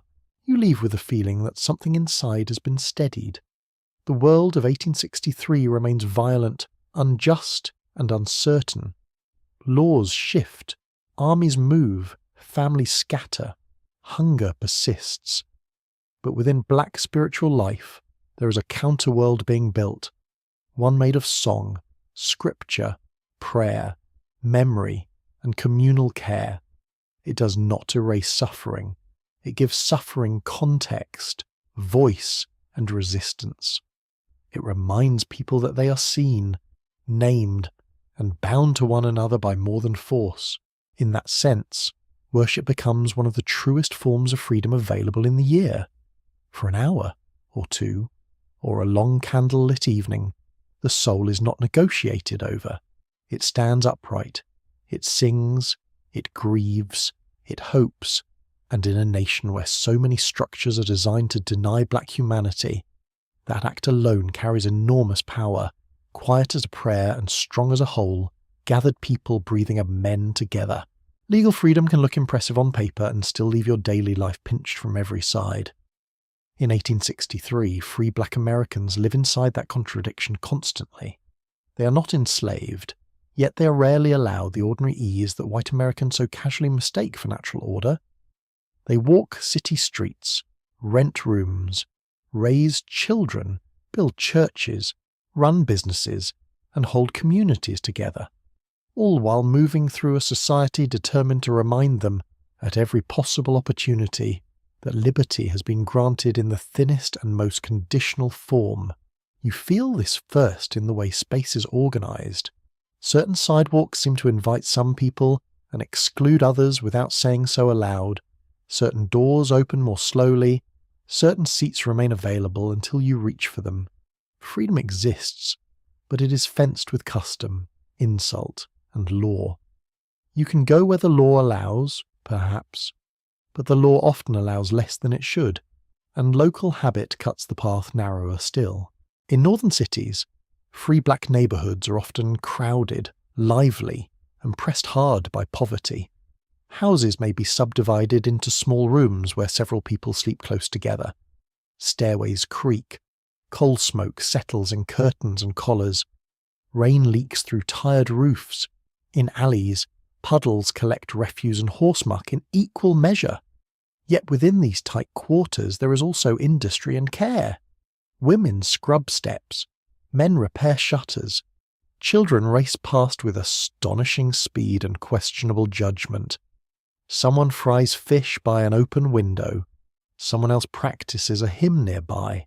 The whole block breathes.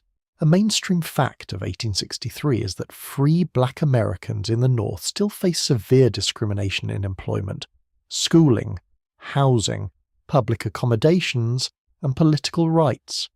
Voting rights vary sharply by state, and in many places black men are excluded outright or burdened by property requirements and racial restrictions. White labour competition remains fierce. Public transportation can be segregated or hostile. Schools are unequal where they exist at all. Freedom in these conditions is real, but constantly tested. It is the sort of freedom that makes you carry dignity like a shield, because the world keeps trying to dent it. Work, once again, sits at the centre of everything. A free black man may be a skilled carpenter or sailor and still find better jobs blocked by white employers or white unions. He may unload ships all day on the waterfront, muscles aching under wet rope and heavy freight, then walk home past establishments that would never serve him supper. A free black woman may keep several white households functioning through cooking, cleaning, childcare, or laundry, then return to her own home with just enough money to buy food, fuel, and perhaps one spool of thread. The labour is respected when needed and dismissed when payment is due. An oddly selective moral vision. Public humiliation is part of the landscape. A conductor may refuse you a seat. A clerk may ignore your order until white customers are served first. A landlord may suddenly decide the room is no longer available. A school committee may insist black children belong elsewhere, wherever elsewhere happens to be that week. Even when no law is broken, dignity is chipped away through daily rehearsal. The trick of prejudice is repetition. It tries to make insult feel ordinary enough that no one bothers to name it. And still, people name it. Black newspapers, ministers, teachers, business owners, and community leaders speak against these conditions with persistence that borders on heroic. Meetings are held, petitions circulate, sermons sharpen, editorials call out hypocrisy with admirable precision. It is one thing for a nation to praise liberty while keeping millions enslaved. It is another, somehow equally shameless, to speak of Republican equality while refusing a black man the right to ride to work in peace. Free black communities understand this contradiction intimately, and they refuse to let it pass unnoticed. In the South, free black life is even more precarious. Before and during the war, free black people in slaveholding states live under close regulation, suspicion, and legal restriction. Papers proving freedom may be required, and those papers must be preserved carefully because one missing document can turn a person's whole status into a dangerous argument. Movement may be watched. Employment choices may be narrow. White neighbours may resent your independence precisely because it disproves the myths they prefer about black incapacity. Existing as a free black person in a slave society is enough to make certain people furious, which tells you more about the society than about the person. For free black families in border states, 1863 can feel especially bitter. Slavery still exists around them. The Emancipation Proclamation does not automatically free enslaved people everywhere, so one household may be free while relatives nearby remain enslaved. A man may hire himself out for wages while his sister is still owned by another family a county away. A mother may hold legal freedom while her son remains vulnerable under local law or military confusion. The boundary between freedom and slavery is not a clean wall, it is jagged, political, and often cruelly intimate. Clothing becomes one small but meaningful expression of status and self-respect. A brushed hat, polished shoes, a well-mended coat, a carefully tied bonnet, a clean collar. These things matter. They are not vanity. They are defense, presentation, and pride all at once. Many free black Americans understand that white society judges them with absurd severity, so appearance becomes one way to insist upon dignity in hostile public space. Of course, no amount of neatness can melt prejudice, but that does not make self-presentation unimportant. A person can dress well for the world and for themselves simultaneously. Churches and benevolent societies play a vital role in making freedom livable. A black church in 1863 is often more than a place of worship. It is a hiring network, relief centre, schoolhouse, debate hall, news exchange, and emergency support system. If someone falls ill, there may be help. If a widow needs coal, someone notices. If a child shows promise in reading, a teacher may encourage it. If a soldier's family needs money, a collection may be taken. Mutual aid fills the space where public institutions fail or exclude. Communities learn to become their own safety net because the official one keeps developing holes in very specific places. A quirky detail from free black urban life is the importance of barbershops and small businesses as sites of information and influence.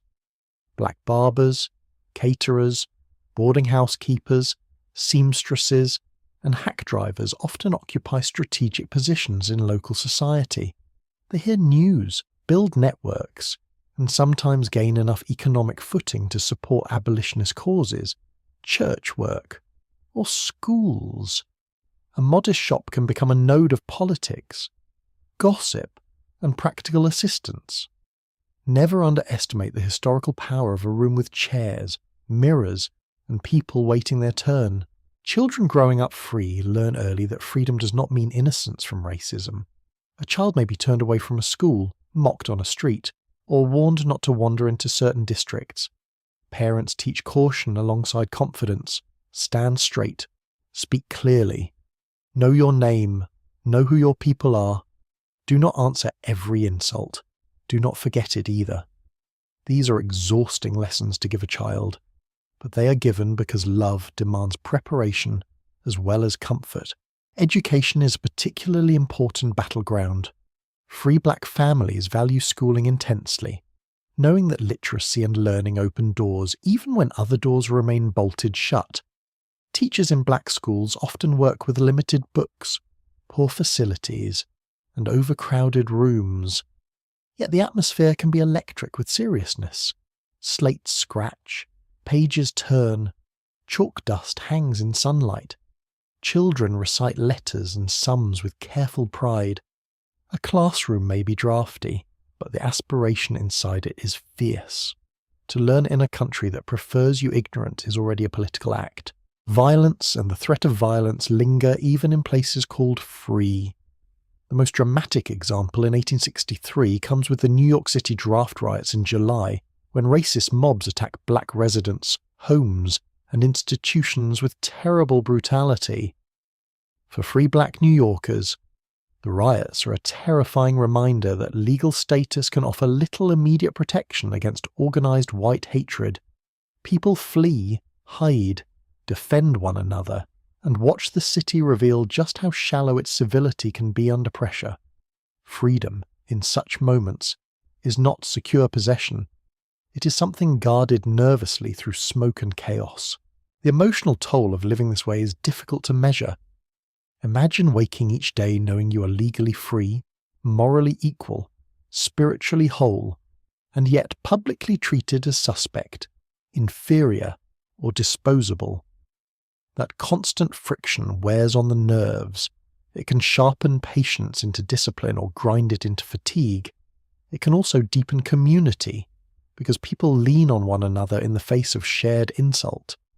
There is comfort in being understood without needing to explain the whole injury from the beginning each time. Social life still flourishes where it can. Weddings are celebrated, children are christened, choirs rehearse, clubs and literary societies meet. Families visit on Sundays in their best clothes. Tables are set with whatever can be managed. A little pie, some stew, coffee, tea, bread, preserves if fortune smiles. Conversation ranges from politics to church matters to neighbourhood stories to who is courting whom and whether he has any sense at all. Joy persists here too, though it is carefully protected from the roughness outside. Boarding houses can be especially important in free black life. They offer shelter to migrants, labourers, teachers, sailors, widows, and relatives passing through. The rooms may be small, but the social importance is large. A boarding house table brings together people from different towns and occupations, and with them come stories, warnings, opportunities, and debate. Supper in such a place can sound like a miniature public meeting, only with more potatoes and stronger opinions. In the South, free black artisans and property holders walk an even tighter line.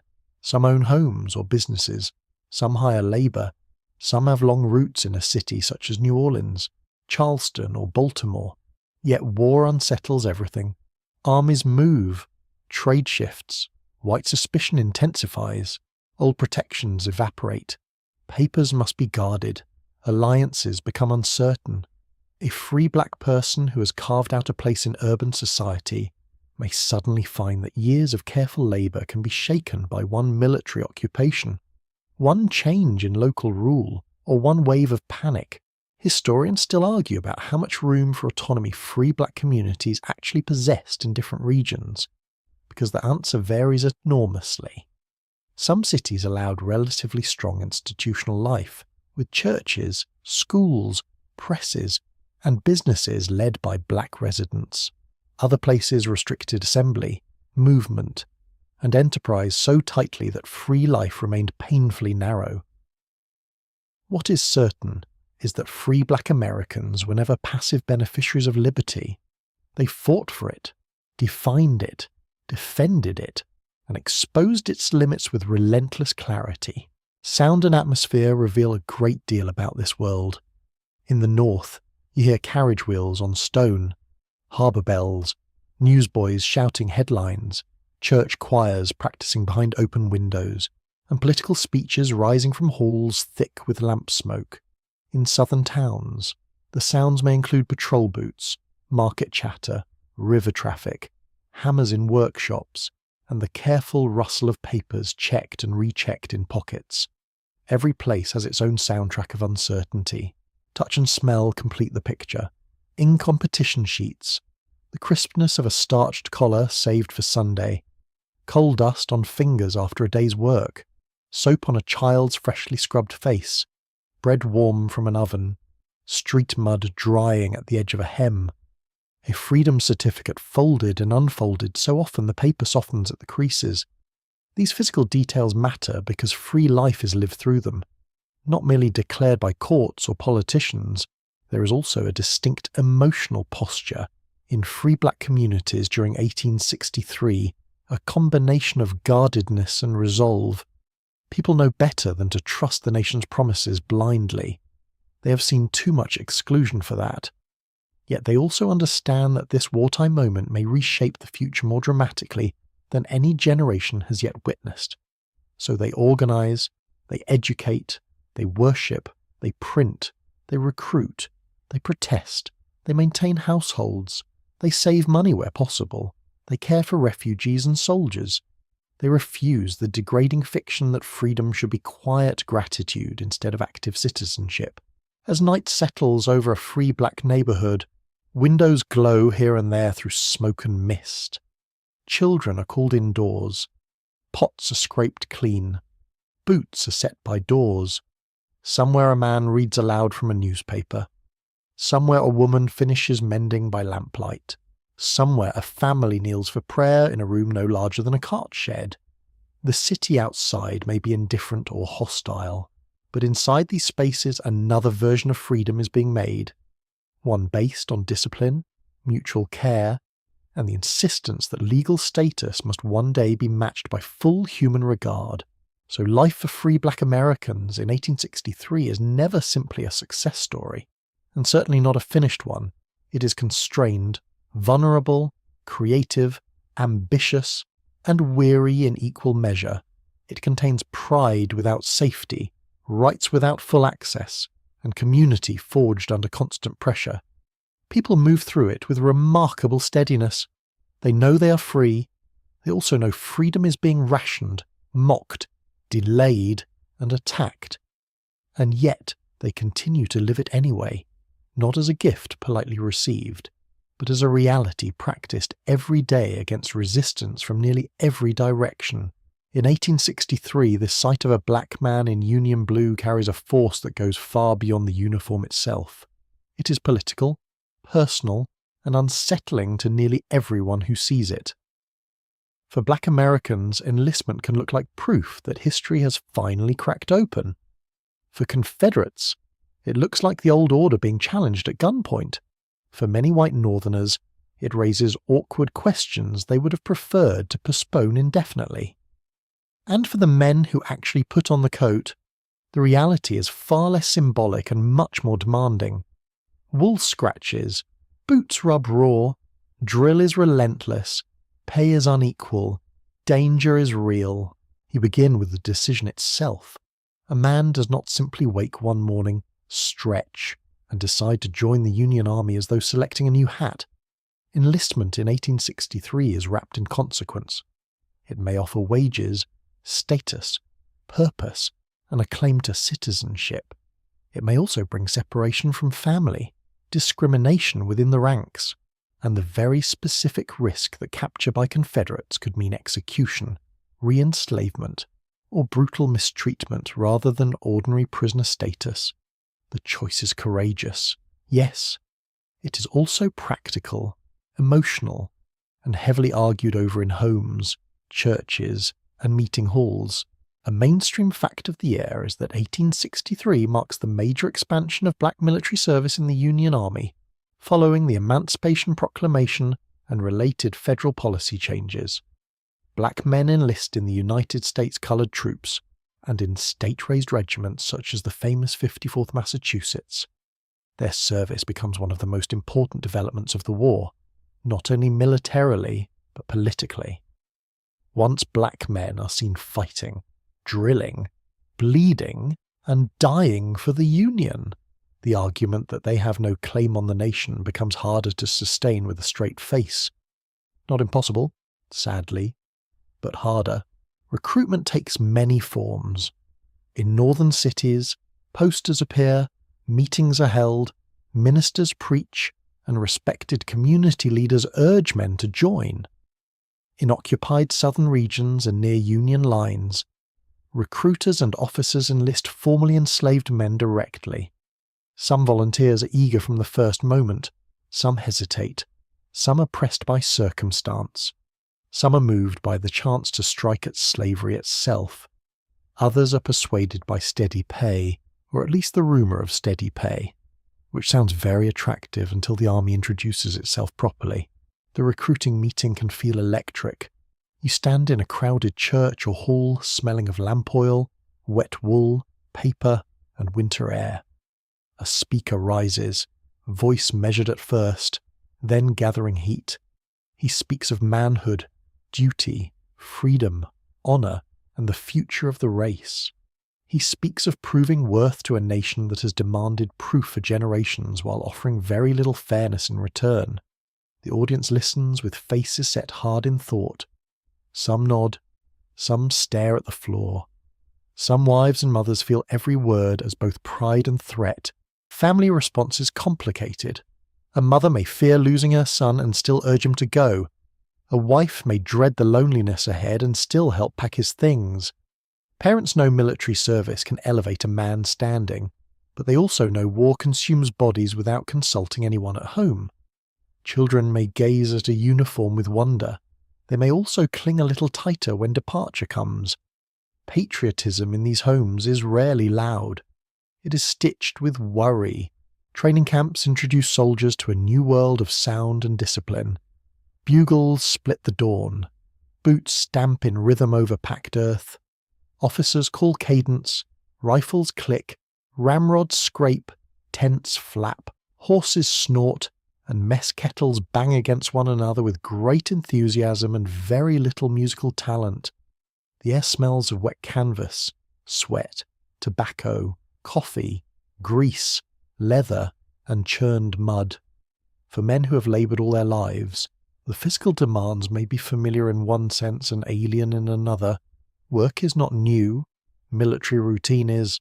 Uniforms themselves can feel transformative. To wear government clothing, to stand in line, to shoulder arms, to answer not as property but as a soldier. This changes posture as much as appearance. Even an ill-fitting jacket can carry meaning. A man who has spent years being ordered about for another's profit now trains, at least in principle, for a cause tied to his people's freedom. The symbolism is powerful because it is lived through the body. You stand straighter simply because the world has given you a role it cannot entirely sneer away. Of course, the world tries. Discrimination within the Union Army remains one of the central realities of black service in 1863. Black soldiers are often placed under white officers, regardless of their own ability. They may receive inferior equipment, harsher treatment, poorer assignments, and less respect. Most galling of all, they are initially paid less than white soldiers, with deductions for clothing that leave their wages insultingly low. Many protest. Some regiments refuse pay rather than accept inequality. It is an extraordinary thing to risk your life for a country, and then have the country haggle over your worth with bookkeeping tricks. Yet military service still carries genuine power. Black soldiers become visible embodiments of change. They guard posts, march through towns, build fortifications, escort prisoners, and eventually enter battle in larger numbers. Their presence is especially meaningful to enslaved people in regions touched by Union occupation. To see armed black men in federal service is to witness the old hierarchy turned on its head. A rifle in black hands does not merely represent defense, it represents a moral reversal the slave-holding world had insisted was impossible. The emotional atmosphere around these regiments is intense. In camp there may be laughter, boasting, singing, homesickness, prayer, arguments about politics, and long stretches of boredom interrupted by sudden urgency. Men clean rifles, mend clothing, write letters, drill again, wait for orders, drill again, eat indifferent food, and speculate about when they will finally prove themselves in battle. Waiting is one of war's least glamorous features. Armies are mostly made of standing around while being uncomfortable and pretending this is all part of a magnificent plan. For black soldiers, waiting can be particularly painful because many know they are being judged by doubters who expect failure. Every drill error may be used as evidence. Every delayed deployment may be interpreted as weakness instead of policy.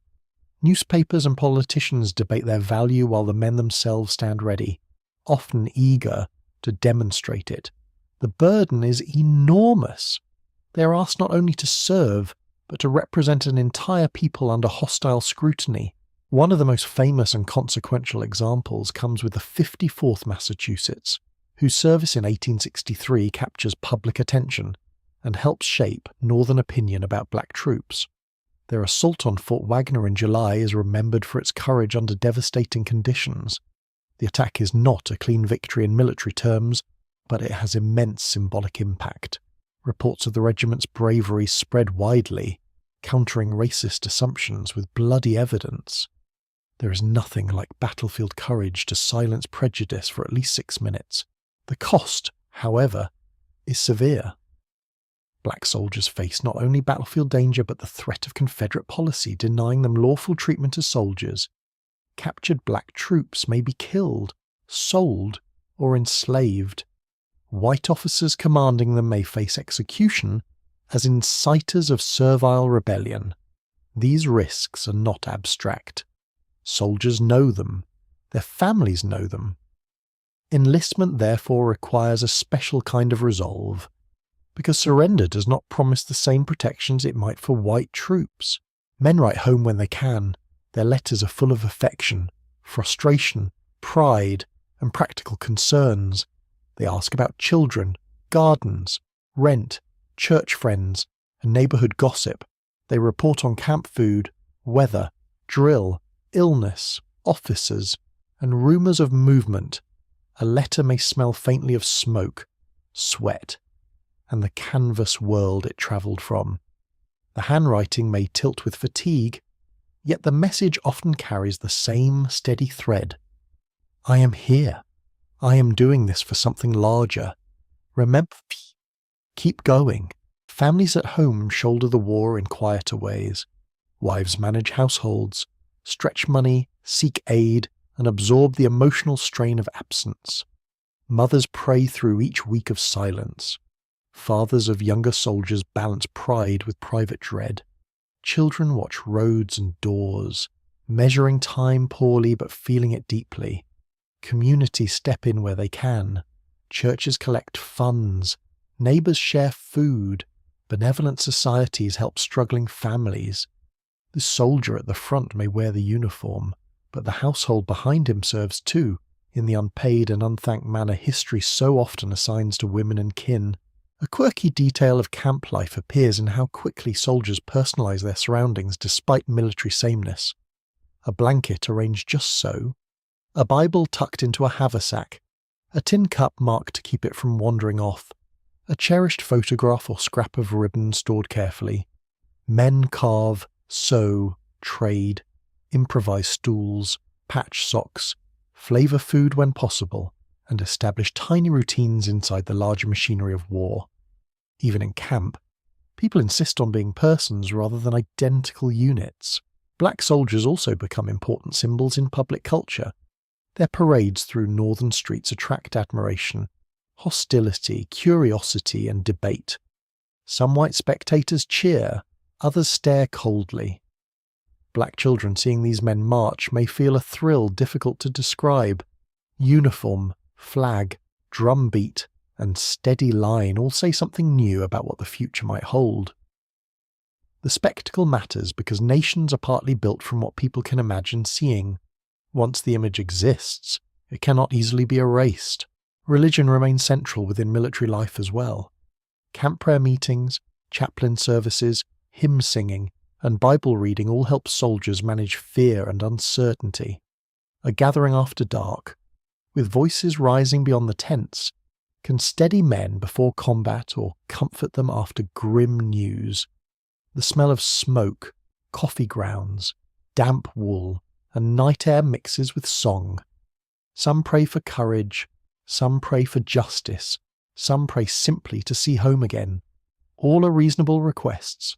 Historians still debate how much black military service changed white northern attitudes during the war itself, as opposed to after the fact. Some argue that battlefield performance significantly shifted opinion in real time. Others suggest prejudice remained stubborn, and that many white supporters accepted black enlistment more as necessity than equality. Both positions have merit.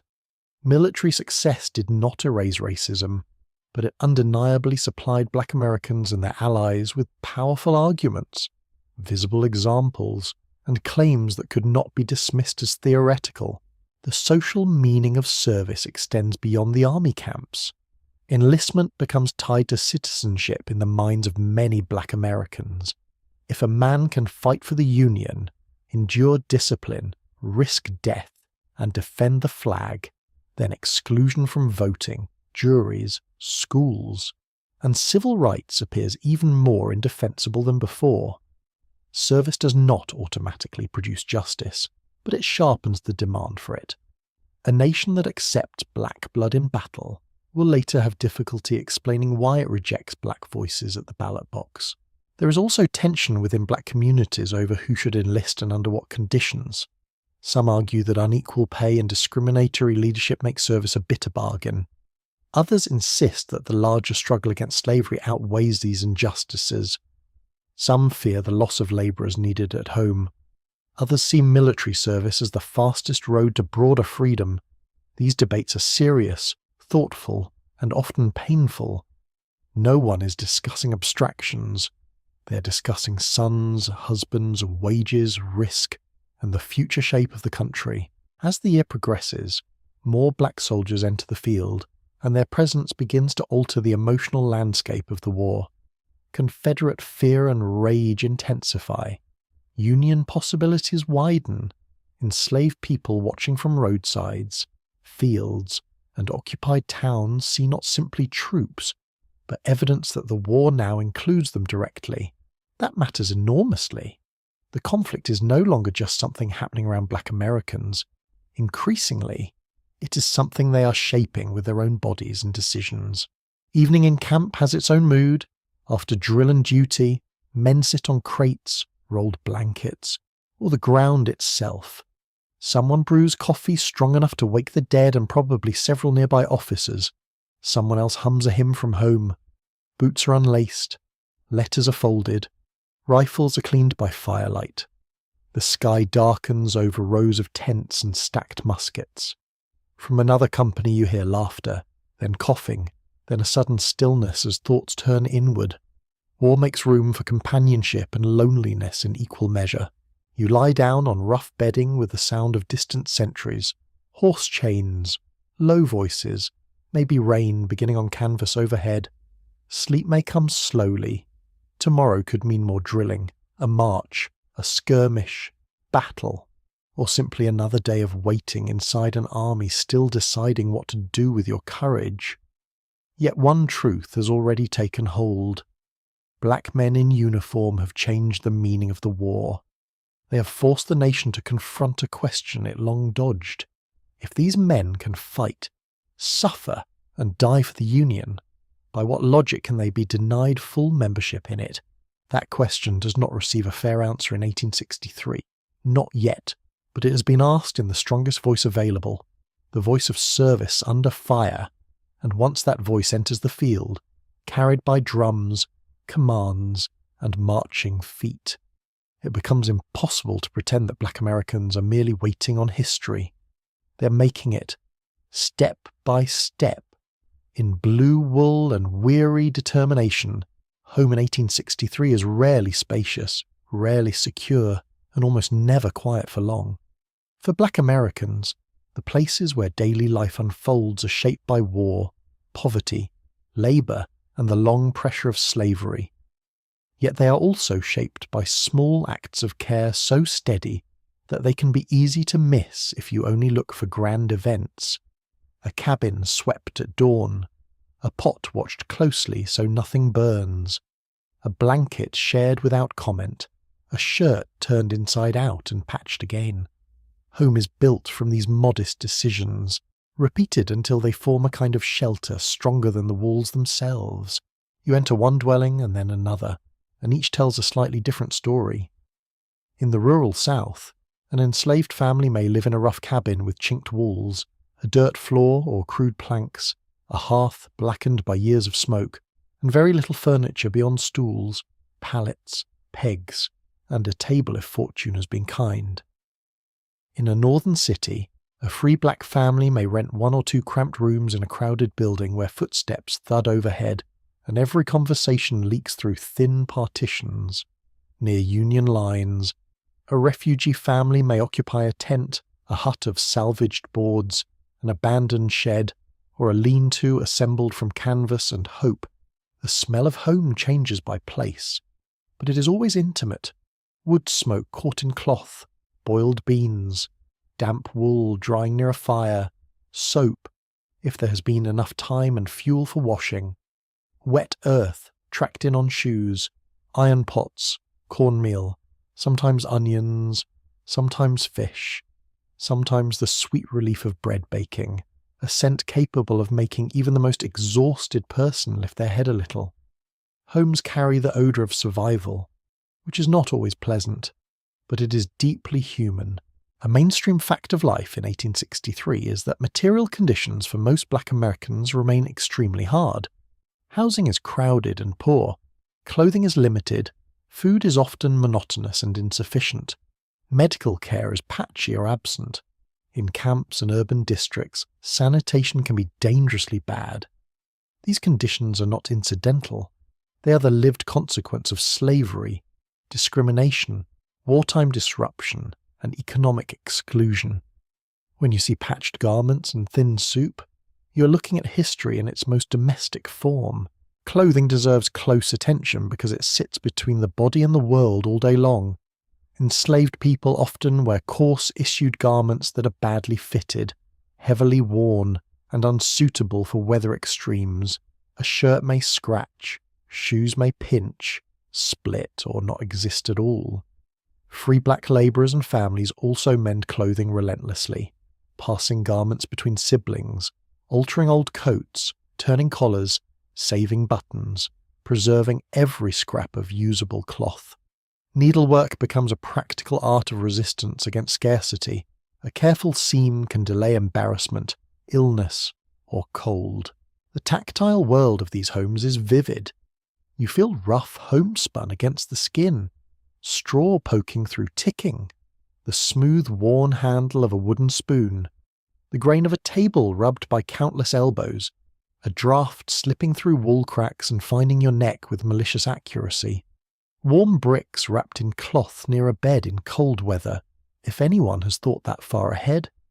Hands chapped from soap and wind. Knees stiff from sleeping on hard surfaces. Home is not abstract comfort, it is touch, mostly inconvenient, occasionally tender. Meals are humble but important. A pot of beans may feed many. Cornbread is cut carefully so everyone receives a portion that looks fair enough to prevent silence from becoming hurt.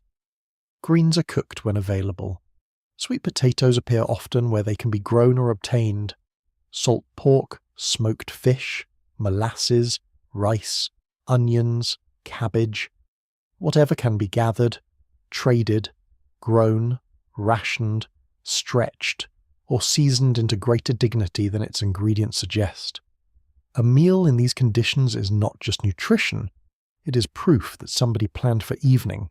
Women often bear the invisible genius of this domestic economy. They know how to make a little lard seem like enough, how to save peelings for broth, how to rework an old dress into children's clothing, how to wash cloth without wasting soap, how to dry herbs, mend blankets, soothe fevers, and keep order in rooms that would make order seem almost impossible. Men contribute too, through chopping wood, repairing structures, carrying water, hunting or fishing where possible, building furniture, or improvising tools. But the daily management of scarcity so often rests with women that one wonders how many civilizations were held upright by tired women with thread and common sense. Children fill these spaces with motion. They sleep close together. They quarrel over cups and corners. They invent games from string, sticks, pebbles, scraps, and astonishing confidence. They are sent for water, fuel, kindling, neighbours, soap, and younger siblings. They are also watched for signs of illness, because sickness can move quickly through tight quarters. A child flushed with fever changes the whole household mood. The ordinary sounds of home then shift. Less laughter, more whispering, more trips to the bedside, more prayers. Illness is part of the domestic landscape in a way modern people often find hard to imagine. Coughs linger, skin infections spread, dysentery weakens whole households, fevers rise and fall mysteriously, childbirth remains perilous, in camps, towns, and plantations alike. Medical treatment may consist of home remedies, herbs, rest if rest is possible, and help from knowledgeable women who have learned through experience rather than formal instruction. Some remedies work well enough, some do not. The smell of vinegar, herbs, sweat, damp cloths, and sickness can settle over a room for days. A quirky detail of home life in this period is the importance of containers. Barrels, jars, baskets, crocks, sacks, boxes, pails. All are precious because storage means continuity. A family that can keep dried beans safe from damp, save a little flour from rats, preserve scraps of cloth, or tuck away letters and papers possesses a form of stability. A basket hanging from a peg may hold more than food. It may hold the weak together. Domestic order often depends less on owning much than on knowing exactly where the few important things are. Lighting shapes the emotional tone of this home. Daylight is practical and revealing. Lamplight is softer, more forgiving. Firelight turns walls alive with moving shadows. In many homes, evening settles with a small visual hush. Faces glow amber. Needles flash briefly, then disappear. Steam curls from a pot. Children's eyelids droop. Outside there may be wind through cane, hoofbeats in a lane, cartwheels in the street, or camp noises travelling through the dark. Inside, the room narrows into a circle of light and familiar bodies. In urban boarding houses and rented rooms, privacy is scarce. Someone is always passing in the hall, coughing through the wall, stepping over a loose board, arguing downstairs, or returning late from work. Yet even these crowded arrangements can produce strong forms of home life. People claim corners, shelves, routines, a tablecloth, even a faded one, can announce dignity. A basin kept clean says something about standards, a Bible on a chair, a comb set carefully near the washstand, boots lined beneath a bed. All these gestures create a sense that life is being directed rather than merely endured. Near Union camps, domestic life takes on a provisional look. Tents may be lined with blankets for division. Crates become stools. A nail hammered into a board becomes a wardrobe. Families cook outdoors when weather allows, crouched over iron pots while smoke curls into eyes. To washing flaps from lines strung between stakes. Children sleep wrapped together for warmth. The soundscape is crowded with military rhythm, drums, bugles, wagons, shouted orders, mule complaints, and the never-ending slap of feet in mud. Yet within this noise, people still create household routines, because routine is one of the quickest ways to reclaim the mind. Personal appearance matters within the home as well as outside it. Hair is combed, braided, wrapped, brushed, or covered according to custom, need, and available time. A mother smoothing a child's hair before church or school is doing more than tidying. She's preparing that child to meet the world with composure. Men brush coats and clean boots if possible. Women shake out dresses and aprons. Cleanliness, even partial cleanliness, carries emotional weight. It says that hardship has not entirely dictated the terms. The domestic use of sound is especially striking. The scrape of a chair, water poured from bucket to basin, a broom moving over plank or packed earth, the thump of dough, a lullaby sung almost under the breath, a pot lid rattling, someone clearing a throat before reading aloud. Domestic life has its own orchestra, less grand than a battlefield but often more revealing. You know a household by its sounds long before you know it by its furniture. Reading aloud, where literacy is present, remains one of the most powerful evening rituals. A Bible passage, a newspaper report, a letter from a soldier, a printed notice, all can transform the room. People lean in. Children are hushed. The voice of the reader becomes momentarily larger than the room itself. News from the outer world enters the home and is tested against household reality. Can this be trusted? What does it mean for us? Is there a name in it we know? The exchange between printed words and domestic life is one of the great dramas of the era. Though it happens quietly beside a lamp, home also includes discipline, which is easy to overlook in sentimental retellings. Parents and elders correct children for manners, noise, chores, honesty, and respect. These standards matter because they prepare children for survival and for community life. A child who learns to speak properly to elders, carry water without complaint, mind younger siblings, and behave in church is being shaped not merely for politeness, but for resilience. Discipline in hard times can be stern, but it often grows from love and necessity rather than simple harshness. Historians still debate how far one can generalize about black domestic interiors in 1863, because conditions vary so widely by region, class, legal status, and wartime disruption. That caution is fair. A free black artisan's household in Philadelphia differs greatly from a refugee shelter near the Mississippi, and both differ from a plantation cabin in Georgia. Yet across these differences one sees recurring patterns of care, adaptation, and domestic creativity. People with few resources still build systems. They sort, save, mend, season, clean, arrange. Remember, objects become emotionally charged in such settings. A tin cup used by a missing son, a shawl inherited from a mother, a stool built by a husband, a spoon brought from another county, a cracked-looking glass, a well-used Bible, a clay pipe, a child's rag doll. None of these would impress a fashionable visitor for more than half a second, which is precisely why they are so important. Their value lies in use, memory, and attachment, not display. Home is not a museum. It is a container for meaning. Weather constantly presses on domestic life. Rain reveals leaks immediately. Heat makes rooms close and airless.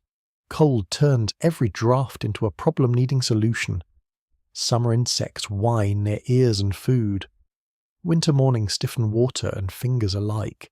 A good fire can redeem an evening. A failed fire can ruin it. Much of home management is actually weather management, conducted with fuel, cloth, timing, and patience. There is also the matter of sleep. Where you sleep, with whom, on what, under what cover, and with what sense of security. These questions shape life more than grand political statements often do. Some sleep on bedsteads with rope supports and stuffed ticks. Others on pallets of straw or blankets on the floor. In camps, the ground may be the main mattress, and it is not known for softness. People sleep lightly when danger, noise, or overcrowding makes deep rest rare. Yet sleep remains precious because it is the only hour when the body can cease negotiating. As night settles fully, the domestic world contracts and deepens. A last dish is rinsed, embers are arranged, the door is checked. Children are settled with stern affection and tired hands. Someone coughs under a blanket. Someone whispers a prayer. Someone stares into the fire longer than necessary, thinking of absent family, unpaid wages, military rumours, or the ordinary business of tomorrow. The room smells of ash, cloth, and whatever supper left behind. Outside, stars hang over cabins, city roofs, and camp tents alike. So the meaning of home in 1863 is not comfort in the easy sense. It is effort shaped into refuge. It is where hunger is measured, clothing repaired, children instructed, fevers watched, news received, and dignity rehearsed. It is where the body returns after labour and where the spirit is reminded, however briefly, that it belongs somewhere. For black Americans living through slavery, war, and uncertain freedom, home may be fragile, crowded, temporary, or poor, but within it lives one of the strongest truths of the age. Even when the world offers little, people still make places for care, order, memory, and rest. They make a human centre and defend it with cooking, washing, mending, discipline, prayer, and love. By the end of 1863, freedom is no longer only a rumour carried in secret. It has entered law, military policy, prayer, argument, and public imagination. Yet for black Americans, its presence still feels uneven, partial, and fragile, like sunlight moving across a floor while much of the room remains in shadow. The year has changed the meaning of the war. It has changed the language of the nation. It has changed what can be hoped for. But it has not yet changed every road, every county, every household, every courtroom, every field, or every heart. You live inside that unfinishedness. In one place, a man has left slavery behind and now draws army rations in a crowded camp. In another, a woman still wakes before dawn under orders from an owner who insists nothing has changed. In one town, black children are learning letters in a makeshift classroom. In another, a mother is hiding her child from sail or flight or sickness with equal desperation. The year holds all of these truths at once. That is what makes it so difficult to summarize cleanly. History would prefer a single trumpet note. Actual life gives you a whole unsettled chorus. A mainstream fact of 1863 is that emancipation has become an official war aim of the Union in a way it had not before. Black enlistment is now possible on a broad scale. Enslaved people continue fleeing to Union lines. Northern public debate can no longer honestly pretend slavery is some side matter to be addressed later by calmer men in better coats. The nation has crossed a threshold. Even those who hate the change are forced to respond to it. The old order is no longer secure enough to speak in a relaxed voice. And still millions remain unfree. That is the central tension settling over the year's final months. Freedom exists in principle and in motion, but not yet in full possession. It arrives differently depending on where you stand.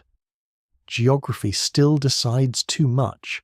Military control still decides too much. White opinion still decides too much.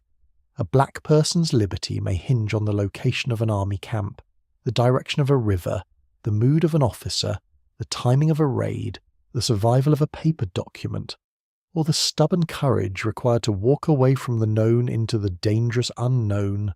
You can feel that uncertainty in the air of the ordinary places, a road at dusk, a riverside landing, a church doorway after service, a rented room where a newspaper is folded and set down with trembling fingers, a plantation cabin where one person has heard the latest news and another is afraid to believe it. Freedom is being discussed everywhere, but it is not equally present everywhere. It remains a future tense in many mouths. The soundscape of this unfinished freedom is striking. You hear soldiers drilling in the distance, but also hoes in fields where slavery still grips the day. You hear church hymns rising from communities that believe deliverance is nearer, yet not near enough. You hear city wagons, river steamers, printing presses, political speeches, crying children, and low domestic conversation. All of it belongs to 1863. The nation is not moving in one rhythm, it is lurching, colliding, stumbling forward. For Black Americans, one of the deepest changes of the year is psychological. The impossible has become possible. Slavery still stands in many places, but its defenders can no longer claim permanence with the same confidence. Their world has cracked. Their laws have been challenged by federal power, military movement, black resistance, and the simple fact that the enslaved have never accepted the morality of their condition. This matters even where chains remain, because the future has shifted shape. Once people see the door open, however narrowly, they do not forget the sight of it. White responses to this change vary wildly. Some white Northerners accept emancipation as moral necessity, political strategy, or both. Some support it reluctantly while preserving every prejudice they can carry. Some oppose it bitterly and lash out at black advancement in public and private ways. In the Confederacy, many white Southerners become more fearful, more punitive, and more desperate as the possibility of losing enslaved labour turns from nightmare to likelihood. Wherever you look, black freedom acts like a test. It reveals character very quickly. For black communities, that means vigilance remains essential. Even victory can carry danger. A paper promise may be ignored. A uniform may not protect equally. A crowd may turn violent. A town may welcome by day and threaten by night. People learn to read situations carefully, to trust selectively, to celebrate with one eye still open. This is not cynicism. It is disciplined experience. One of the more revealing details of the year is the importance of paperwork and official recognition.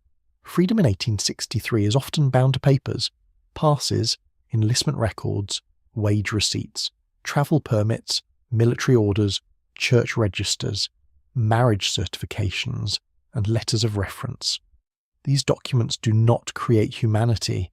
Of course, they merely acknowledge a portion of it when governments are finally dragged into decency.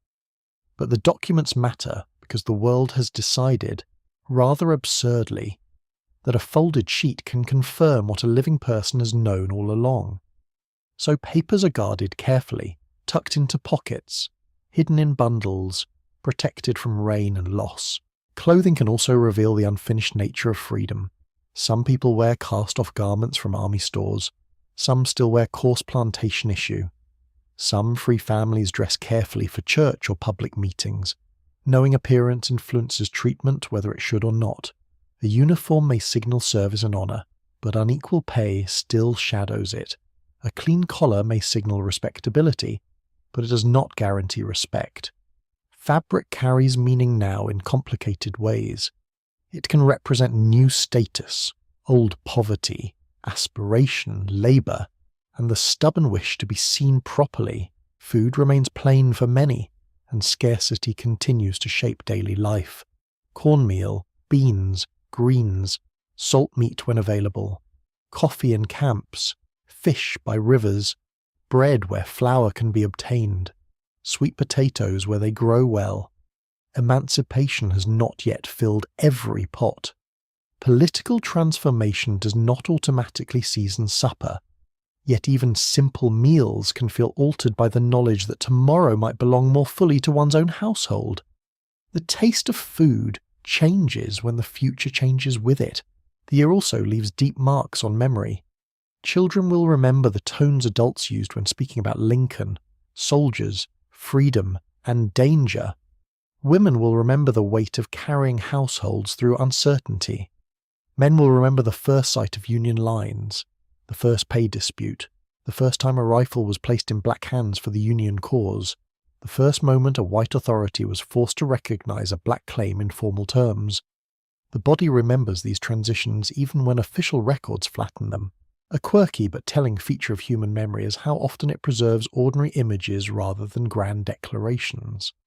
The look of steam rising from wet clothes in camp, mud on the hem of a dress worn during escape, a spoon saved through several moves, the smell of pine smoke in a secret prayer meeting, the sound of a newspaper being read aloud while children listen from the floor.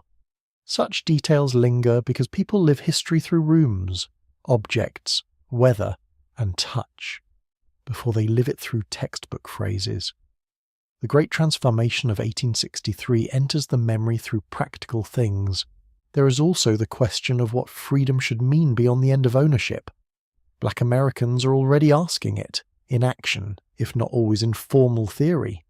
Should freedom mean wages for labour? Yes. Should it mean the right to marry legally, keep children, move freely, worship independently, attend school, own land, vote, hold office, testify in court, ride public conveyances without insult, and live without constant threat? Yes. All of that too. Freedom that only removes the auction block while leaving humiliation in every other structure is not enough. It is a beginning, not a settlement. This expanding definition of freedom is one of the most important developments of the year. Black Americans do not merely wait to receive whatever limited liberty others are willing to hand over. They press the meaning outward through enlistment, migration, labour negotiation, church life, schooling, family reunification, and public protest. They insist that freedom must reach into every part of ordinary existence. It must enter the home, the workplace, the road, the schoolhouse, the church pew, the voting line, the courtroom, and the imagination. Otherwise it remains too small to live in. Historians still argue over how much of 1863 should be viewed as revolution, and how much as transition. There is good reason for both views. It is revolutionary in its policy shift, in black military service, in the collapse of slaveholder certainty, and in the vast human movement toward Union lines and altered status. It is transitional because slavery still exists in many places, racism remains entrenched, and federal policy is inconsistent. The year is both at once. A revolution in motion often looks untidy while you're standing inside it. Weather continues to shape the experience of this unfinished freedom. Winter mud grips boots near camps. Frost settles over cabins where the future is discussed by weak firelight. Rain soaks roads and slows travel. Damp blankets cling to tired bodies. Cold hands fold warm around tin cups or rough wooden bowls. Then some evenings are unexpectedly gentle, with soft air, low smoke, and stars clear above fields, city roofs, and river banks. The natural world continues its calm cycles while human life feels strained and uncertain. There is something almost insulting about how pretty the sky can look during historical upheaval. Yet beauty matters. It offers pause. A person standing outside at night in late 1863 might hear the distant call of an owl, the murmur of a camp, the ring of a hammer in town, or the rustle of dry grass in a field. They might smell wood smoke, wet earth, wool, horses, river water, or bread from some fortunate kitchen. They might feel the ache of labour still in the shoulders, and the chill settling through thin sleeves. They might also feel something else, difficult but undeniable. The future is no longer sealed shut. Black Americans have pushed it open through endurance, flight, prayer, labour, argument, service, and community. That is perhaps the clearest truth to carry from the year. Freedom in 1863 is not bestowed gently from above like a thoughtful gift wrapped by history. It is fought into being from below and from within. It is claimed by people who have every reason to distrust promises and still every reason to pursue them. It is enlarged by those who refuse to let the nation define them only as victims, labourers, or problems. They define themselves as families, believers, workers, citizens in waiting, and human beings whose rights are older than the Republic denying them. As the year settles toward its close, many Black Americans remain in suspense. Some are free but poor, some are free but unsafe, some are still enslaved and measuring time by rumor and hope. Some are soldiers, some are widows, some are children learning a new word for possibility. Some are elders wondering whether they will live to see freedom take root more firmly. All of them are living in a threshold year, one in which the nation has begun to speak a truth it long resisted, though it still lacks the courage to live by it completely. That incomplete courage is the real mood of 1863.